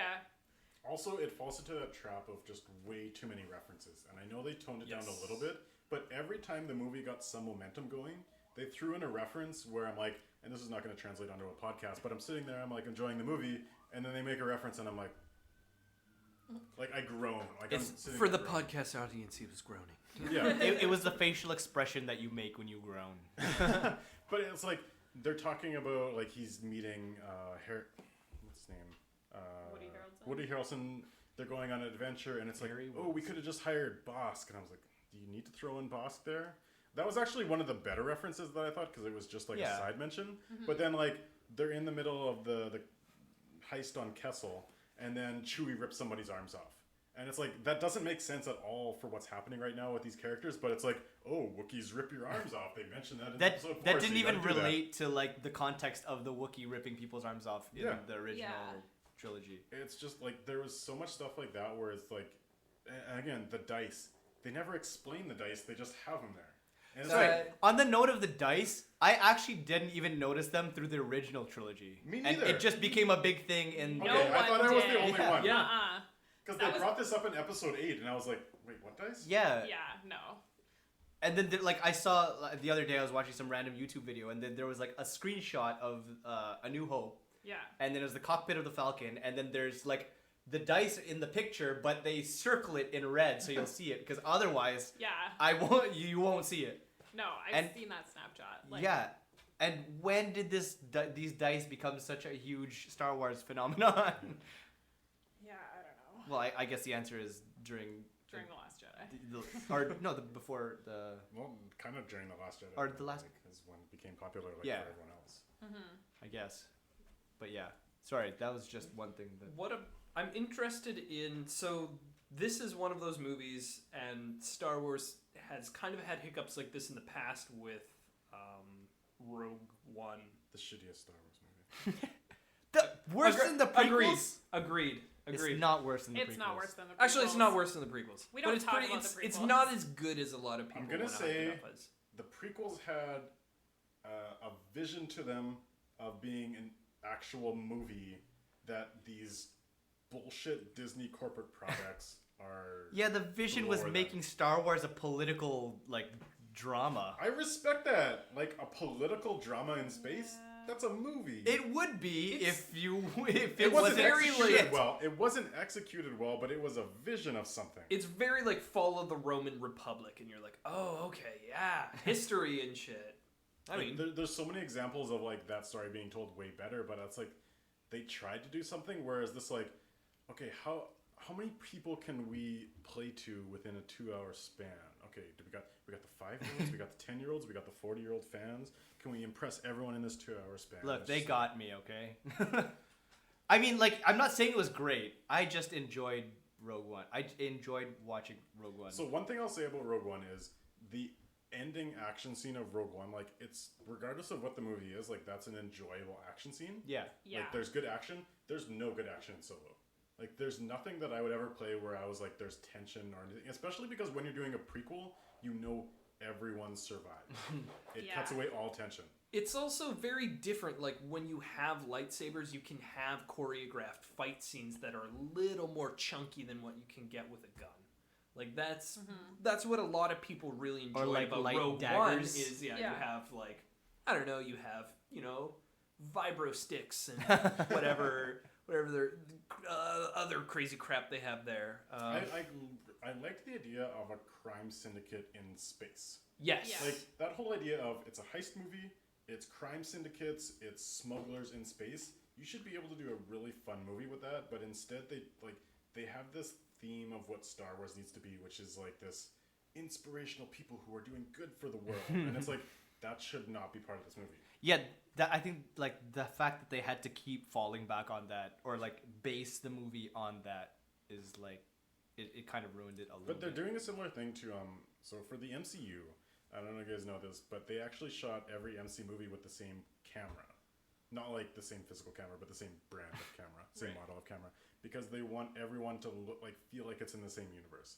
And they're doing it with the Star Wars universe, where I don't know if it's the same camera, but it's that same tone, so it feels like it's the same. But like, I don't think they need to do that, especially in a universe as vast as like the Star Wars universe. True. And it's like Because it's a real universe. Yeah, like you can have different types of story all set in the same universe. Yeah, I agree. I think like something that really undermines this film is kind of the need for people to like Han Solo. I think it would have been more interesting, yeah, for sure, if he was an anti-hero. And I mean, the thing again about doing the Kessel Run is like you know the outcome. You know he does it. You know it's like his thing, right? So if he'd done something different, there was more opportunity for failure on his part, which would have added like more tension to the film. Yeah. With all the choices that they made, they didn't take a lot of risks, and so that translated to the stakes being very low. Yeah. And one thing that I really, really wished is that they would take some opportunities to subvert what you're expecting. Yeah. Like there was this one setup where he walks up to the counter and, Han, what's your last name? You're traveling all alone, huh? I was just waiting for I like, hated that. okay, Zag at this moment. Yeah. Call him like Han Loner or something. Yeah. Even that, like, even if he did What- say Han wouldn't Loner, that that be a- still would have been bad. Everyone, that would have hit. Like, people would have laughed at that, perhaps. But no, they're just like, your name is... Turns to the camera. Han Solo. Like 15 seconds Look- for him to say that too. Yeah. It's like the actor had to pull it out of him. It's like, no. Yeah. There was never any point where I was wondering what was going to happen next. Exactly. No, well, Well, there was And- two things. Sorry, really quick. There's Okay. two things that surprised me in the movie, like throughout the whole movie. That Woody Harrelson's crew died so early, and to Darth Maul. Those were the only two surprises I had. Woo! We got there, folks. Can we? Wait, let me Boo, boo, boo, before boo. Confetti we jump falls down into from Darth the Maul sky. territory. You go first. Yeah, okay. I just have like another sort of thing on the point that I was making before about even where Kira decides to like not go with him. Like that seems like something like, oh, like, you know, because they seem to have this connection and they have this history, right? And she doesn't go with him, and it sort of seems like it might be surprising, but you know they don't end up together, right? Like you know that like Han is hitting on Leia later, right? And so like even the stakes of that are low, even though in the film itself it is a little surprising, right? You're like, oh, you think that they're maybe gonna go together. I like that they're trying to set up a longer term vision of how he becomes cynical of like, oh, he got betrayed, and then this eventually leads to him down the road becoming cynical. Yeah. So I'm like, that part I was okay with, but then as soon as she made the decision to like go that direction, I was like, all right, whatever. I don't give a shit anymore. Yeah. I did like her character though. I thought she was a little more I hate interesting. Emilia Clarke, so Oh, biased. all right. I liked her. I kind of liked how her motivation seemed a little more complex.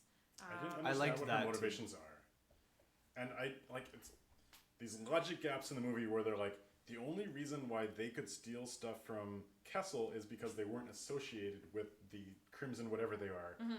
But then Dawn. you're gonna send your general with a tattooed icon of your organization with them if they get caught. That's very obvious. That's fair. Maybe that's why she stayed in the Falcon the whole time.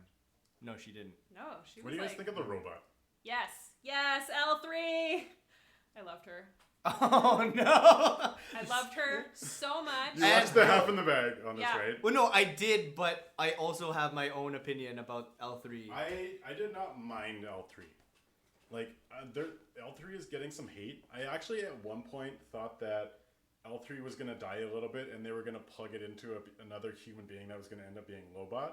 And that never happened. What? Oh, that would have been cool. That would have been interesting. Oh shit! That dude That's- on Lando's. Yeah. the Yeah. Cloud City. That's extremely Lobot. creative. That for... That was too creative for them. Yeah. cameo by.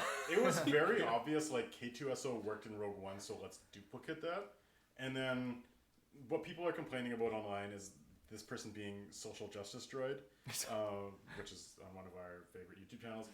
I didn't think it was that bad. Like, it was a semi-interesting character and added a little bit to the Lando character, but I didn't love or hate it. It was just kind of like whatever. Yeah, like I liked the point of like the whole quote unquote social justice droid. I liked that concept, like what she was doing. I the only problem I had with L3 is that it was kind of like Deadpool, where everything had to be a joke, whereas L3 had everything had to be social justice droid. But that's keeping in character with droids in the Star Wars universe. I mean, they're all very single-minded. Every droid that you see kind of has one like personality quirk or neuroses that they just will never overcome. It's part of their programming. Exactly. Like C-3PO is 1,000% neurotic. R2-D2 is just kind of an asshole, right? Like all of these droids are very like full on with their personalities, and so it did work for me. But I didn't like L3. What? You are allowed to not like L3. I feel like they gambled a lot on us all liking L3 because when you plug it into the Millennium Falcon, you're like, oh, this great droid. L3 lives on forever. But it's like I didn't really... And also, like, you died because of a rebellion that you started, so... I don't know. Well, good for no, you. there's nothing wrong with that. Like, she gave herself for her rebellion. That's... Yeah. I mean, I didn't really care that she was plugged into the Falcon. Like, it doesn't make me more invested in this ship or anything. But I liked her character. I thought she was funny. I thought it was, added some nice texture to the universe to have a droid with a female voice that, was talking about droid rights. That was, something a little fresh. I know that she did it a lot, right? But, Gwendolyn Christie's really good in this movie. Was that no? Okay, I was just about to say I kept thinking that was her voice. It totally sounded like Gwendolyn Christie, but it wasn't. Who was it? It's like a nobody. I know. Well, she's got a couple of TV shows. Like she's done stuff, but she's not. Okay. Yeah, she's not on Game of Thrones. Like, if I closed my eyes and she was talking, I would see Captain Phasma in my mind because you. Which is a negative because that's such a terrible. I know, she could have been so good. Yeah. Another episode. Greatest anime betrayal. Top 10 anime betrayal. Anyway. Okay, how about Lando? Let's move on to Lando. I really wanted to like Lando coming into this movie, and it's just like I don't know if it's they didn't have enough of him or like. There was no scene where there was like that great Lando moment that made me really like him. Like he was fine. It wasn't bad, but it was like it wasn't as good as I wanted it to be. I mean, they could have done a lot more, but I feel like they just kept him more on the side and let it focus on Han, which I was okay with because the side parts it was like the subtle funny things that he was doing, which I really really liked. Like the whole she's putting out a fire with his cape. Yeah. That was really funny to me, and like the fact that he had a cape closet. The closet was excellent. Yeah,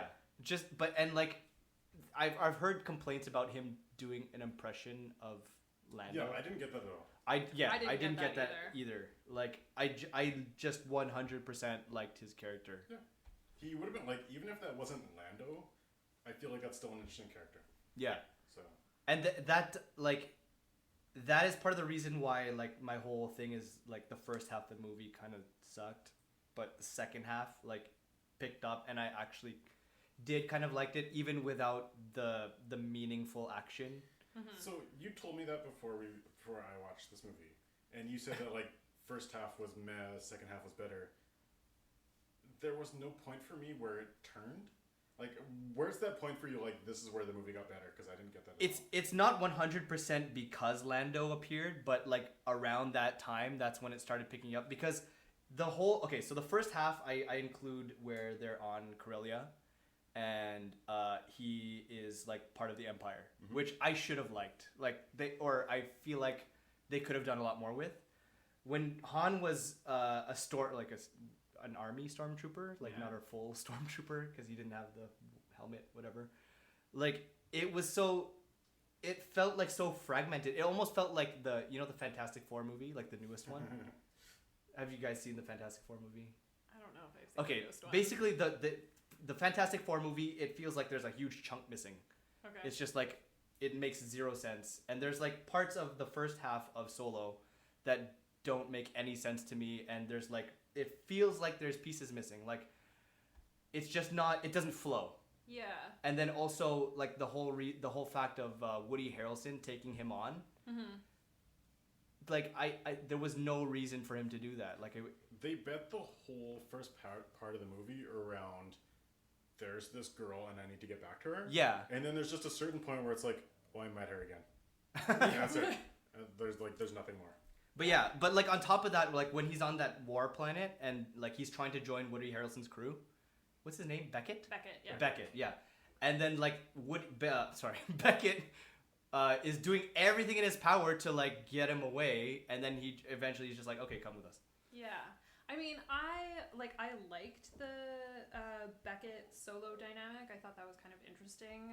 Something that I read online about it is that Beckett's character was based on Long John Silver from Treasure Island, which like really makes sense when you think about it, right? He's this like pirate that gets this sort of more innocent kid into a kind of a life of piracy. You know, at the end of Treasure Island, Jim doesn't kill Long John Silver, but I thought it was like an interesting thing, like an interesting dynamic anyway. Yeah. I don't understand this reference because I don't read books. Have you seen Muppet Treasure Island? No. Or... Have you seen Treasure Planet? No. All right, you need to watch Treasure Planet. We'll just leave that one What? as audience. You should check that one out. Yeah, it's good. one maybe like reason that I'm hearing from a lot of critics about like trying to explain away like maybe where some of the problems arise from Solo is the director switch.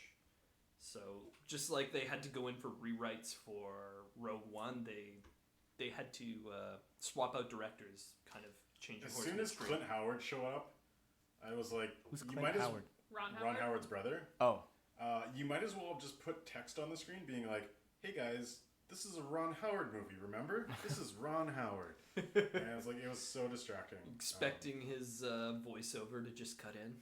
I was so I had a bet with some people before this of like, which scenes from the trailers were going to not be in the movie because they were picked from the Lord Miller movie. And there wasn't a ton of them. There was only one that I remember, and it's like, Solo is saying to Chewbacca, he's like, oh, what do you think? And then Chewbacca growls. And That was in the movie. when? It was in the movie. I don't remember this at all. They were I think they were either in Paul Bettany's whatever it was. Yeah, his office. His office party. His office party. His party. Yeah, it was either that or when he was gonna meet Lando for the first time, I think. But they did say that. Oh, I was watching for that and I didn't see it. But anyway, like, I wish I could have seen the Lord Miller movie. Like, I love those guys as directors. Like, I think they could have done so much good things with, like, they said that they made this movie too silly and that's why they fired them. And I was like, I would have. want a silly Solo wanted Lando that. movie. That's what I want. Those were some of the parts that I like. The whole cape thing again. Yeah. And like I feel like the whole L3 would have been balanced more. There was the pre-show for Cineplex, Canadian for our American viewers. Cineplex is the Canadian theater chain. There's like a pre-show kind of thing where Childish Gambino kind of does like a tour of the Millennium Falcon. Yeah. And it's like, for me, that was more entertaining than like anything that was actually in the movie.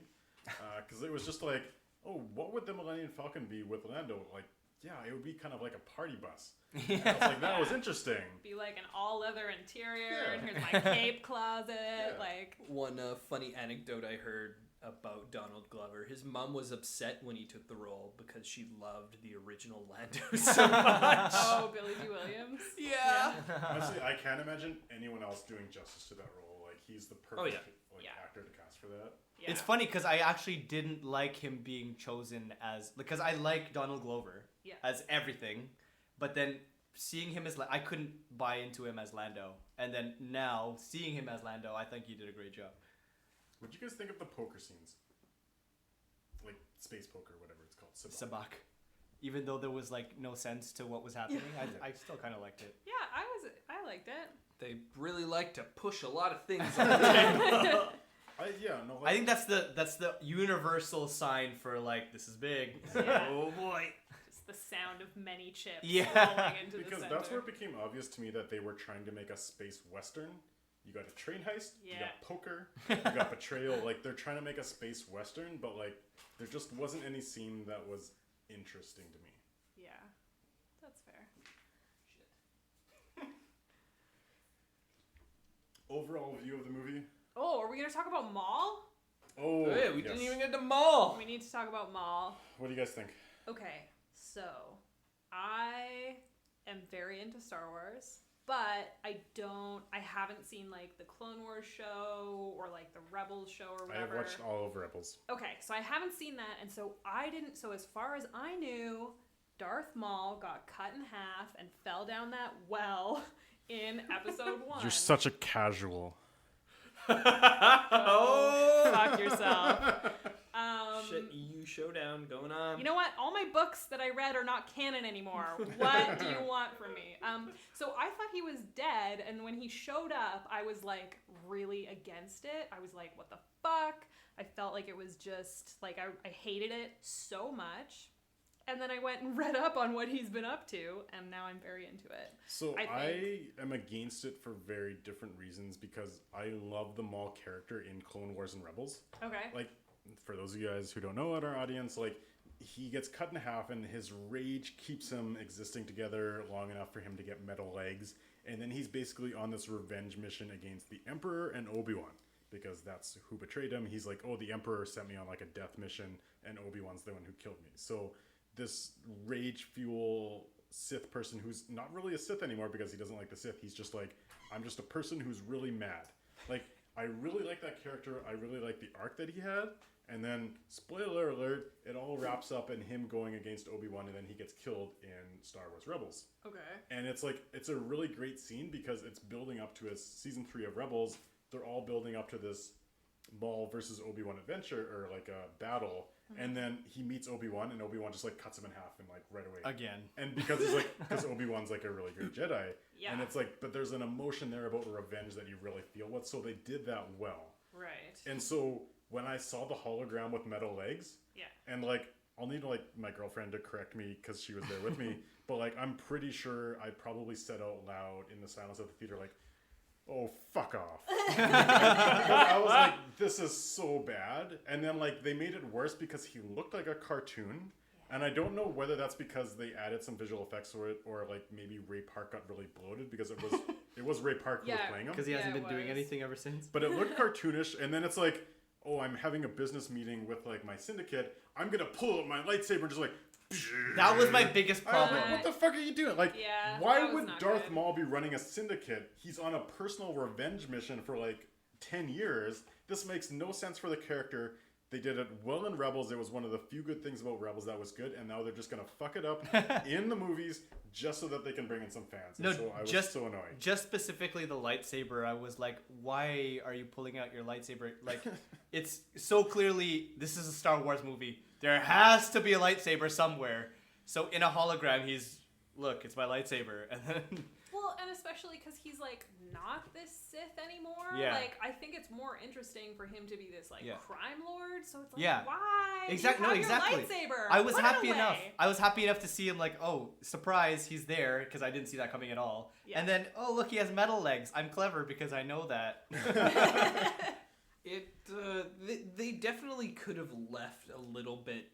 They could have teased a little bit for something upcoming, like, is he or isn't he gonna have a funky lightsaber of some sort?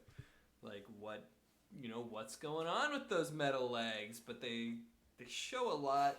They tell. But they're very setting little. this up because they got to make a Kenobi movie, and there's nothing you can do with Kenobi. So why not just have Darth Maul? And Oh it's like- shit! Is he gonna be that thread that ties these packages together? So are they going to undo the Rebels storyline, or are they going to retell it? Because Yeah, the Rebel storyline is good enough. You don't need to retell it. It's fine. Well, and because according to Disney, the TV show is canon. Mhm. Okay, so then why are they retelling a story that they've already told, right? Like Exactly. after going through the effort of scrapping so much of the like pre-existing canon, why are they fucking what they've decided is like part of it? But like for me, tying in Rebels is interesting in concept because you can bring in Yeah. like they ended off Rebels, it got canceled, but there's still this Jedi out there. There's these characters out there where I want to see what ends up happening to them, why they're not with the Rebels by episode 4. But now it's like, does any of that matter? Are you just gonna overwrite it? Like, I don't know. I want to see what happens, but it's like the only reason you put that in there is because you want to play to some of the Rebels and the Clone Wars fans and also tie back to the older movies. But like, there's nothing you can do with it. And there was a little bit of me that was a little bit excited when I saw Maul, but then the more I thought about it, I was like, there's nothing good you can do with this. You're just gonna fuck this up. I will hold out hope, I guess, as I usually do, because I like everything. I'm in the holdout hope camp. Yeah! Like, for me, I was very surprised that I liked this. I was very surprised that I liked this movie and I didn't like Rogue One. Because it had very many things going against it. Rogue One was a solid story. I just didn't connect with any of the characters in the way that I did with Rank Solo for some the reason. 4 Disney Star Wars movies. Everybody. Should I go from top to bottom or bottom to top? Top to bottom. Top to bottom, top is going to be The Force Awakens. The Force Awakens, thank you. Does anyone disagree with that? Yeah. Oh. I'd say The Last Jedi. Whoa, you're flipping away on Okay, its anyway, head. Yeah. finish up All right. yourself because we have another fight. So, The Force Awakens, The Last Jedi, Solo, and Rogue One. Yeah, You're the same? my ranking is the same. What are yours? After you, Carson. I was going to say Force Awakens, and then like a mile later, there's The Last Jedi, Rogue One, and then Solo. Okay, I'm going to say The Last Jedi. You just said that Rogue One was the worst Star Wars movie. Yeah, whatever. He's just trying really hard not to agree with me. I'm going to say The Last Jedi. I'm going to tie Force Awakens and Rogue One. And then and then Solo is last. But Solo is not, like, it's kind of not unfair, but it's unfortunate for Solo because, actually, you know what? Yeah, it was kind of bad.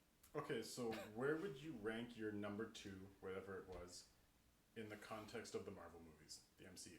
Wait, what? So what your number 2 was? So for you, you kind of put like Force Awakens. And And Rogue Rogue One. One. Yeah. Where would you rank that in the 19 Marvel movies? Because for me, there's a lot of the Marvel movies, and then there's Doctor Strange and Iron Man 2 and Thor 2 that are the worst. And I put every Star Wars movie that's not The Force Awakens in that same category as like the worst.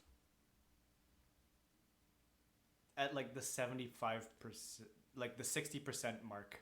Yeah, about 60, 50%. Yeah.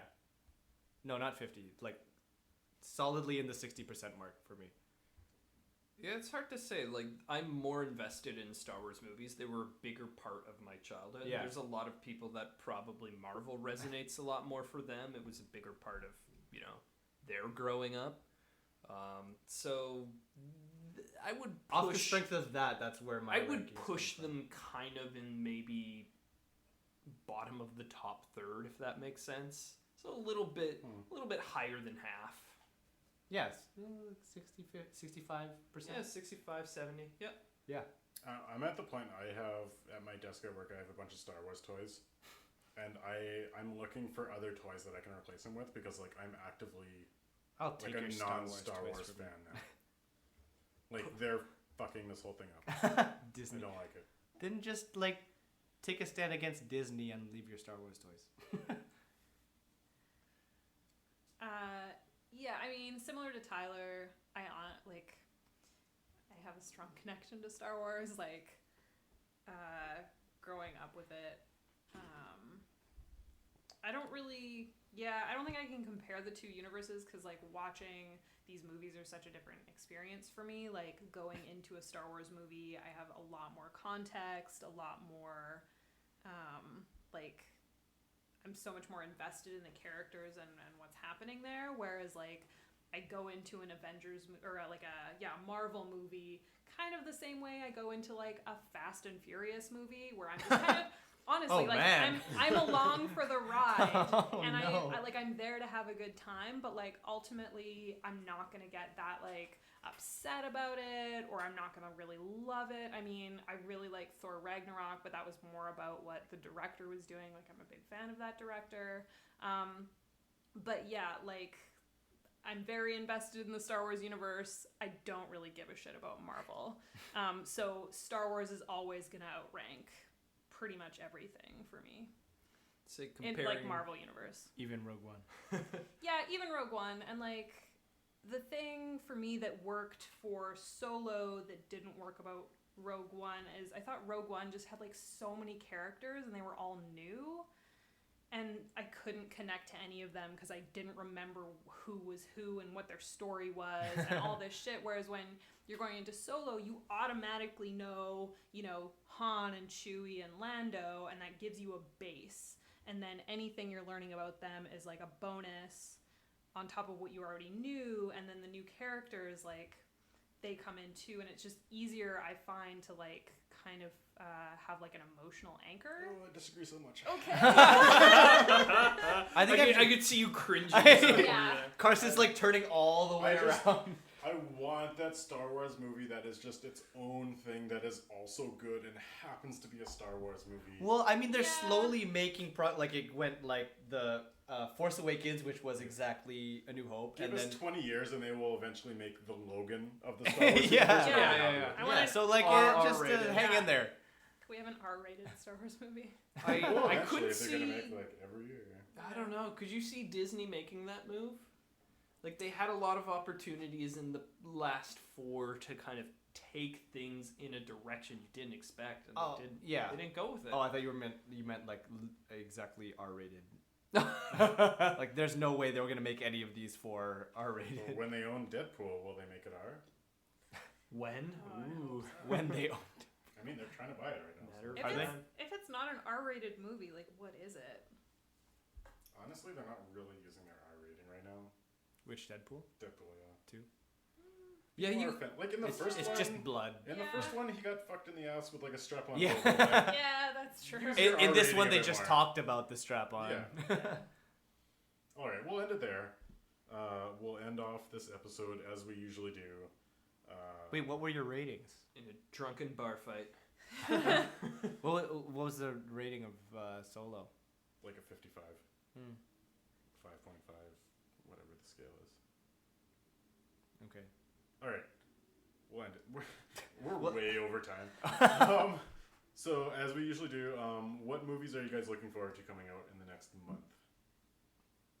All right, I'm guessing they're giving me the nod, so I'm turning this in a bit different direction. So I've got my summer blockbuster fill. I mean, these 3 will keep my monkey mind busy for a good long time, and I love them for it. So I'm going a little bit for the indie emotional hit. Coming out later in June, we've got one called Leave No Trace. So by the writer and director of Winter's Bone. It's about a father and daughter who have been kind of doing this transient lifestyle, living out in the woods. Finally get caught, and they're brought into kind of like a domestic suburban life, and it's kind of how they both cope with that. But it seems geared to make you cry. This movie will make you cry. Cool. The other one, I saw a trailer for, and I was very, very intrigued. It looks kind of like Boyhood and Florida Project, two movies that I really enjoyed watching. It's called 8th Grade. It's by YouTube celebrity turned director and writer Bo Burnham. Oh. So this could implode in my face. This could be not the movie I really want it to be, but from all of the trailer and the talk around it, it looks like what I want it to be. A coming-of-age movie about a girl in the 8th grade finding herself. So I was on board with that until you said YouTube celebrity. you don't want to hit that YouTube. You don't want to get that nice little golden check mark next to... I'm bitter because we don't get any YouTube visitors. Shout out to SoundCloud. Yeah.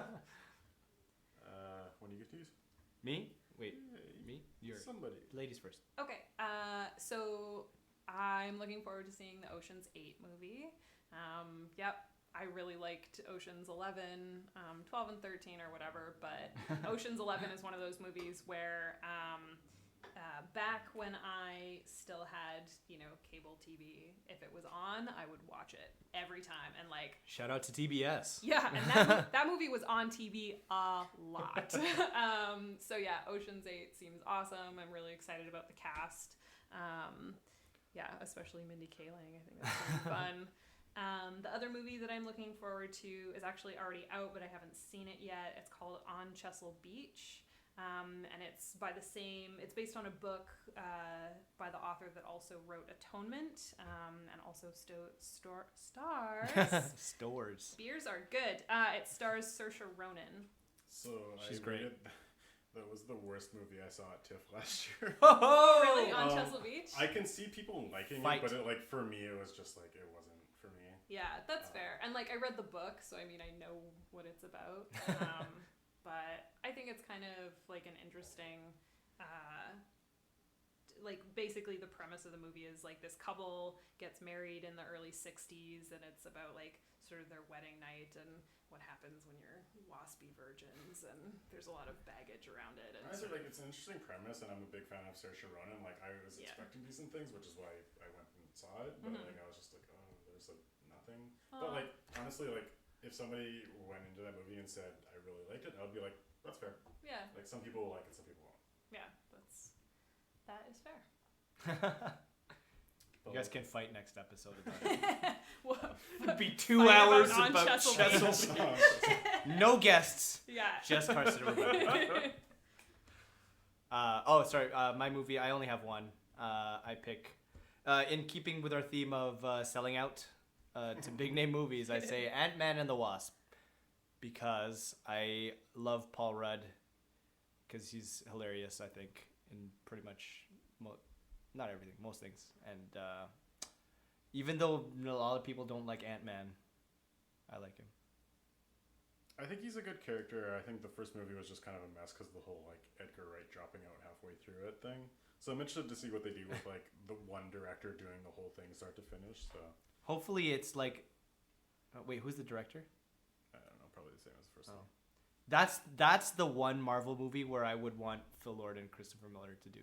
Yeah, that'd be good. The one that I'm looking forward to is Hotel Artemis, mainly because it's Dave Bautista and Jeff Goldblum. Yes. There's a bunch of other like semi-interesting side characters, but like I don't know, like you have this many good characters, and I'm only hearing about it in a trailer. Is like I feel like the director's really bad, and it's gonna be disappointing, but I'm gonna set myself up for disappointment anyway, just like every Star Wars. I'm excited for that one because of not aside from Jeff Goldblum and Bautista, the black dude I think he's one of the mains. He's in also a TV show. He's in an episode of Brooklyn Nine-Nine. What's that really sappy TV show that he's in? I don't know. This Is Life or something like that. This Is Us. This Is Us. Yes. Oh, okay. It's Anyways, like the that's all I know brother him from from. that one? It's what? He's the brother. Yeah. Oh, okay. Oh, I Don't like know that him. one. I was thinking of Brooklyn Nine-Nine. Oh. Also, Jodie Foster? Yes. I want to like her, but I'm like, she hasn't done anything exciting in a while. That's fair. But yeah, could be good. Cool. Anyway, thank you for listening for way too long. If you've made it, We over made it. here. Are we at 2 hours? We might be. Dang. Thank you, and see you again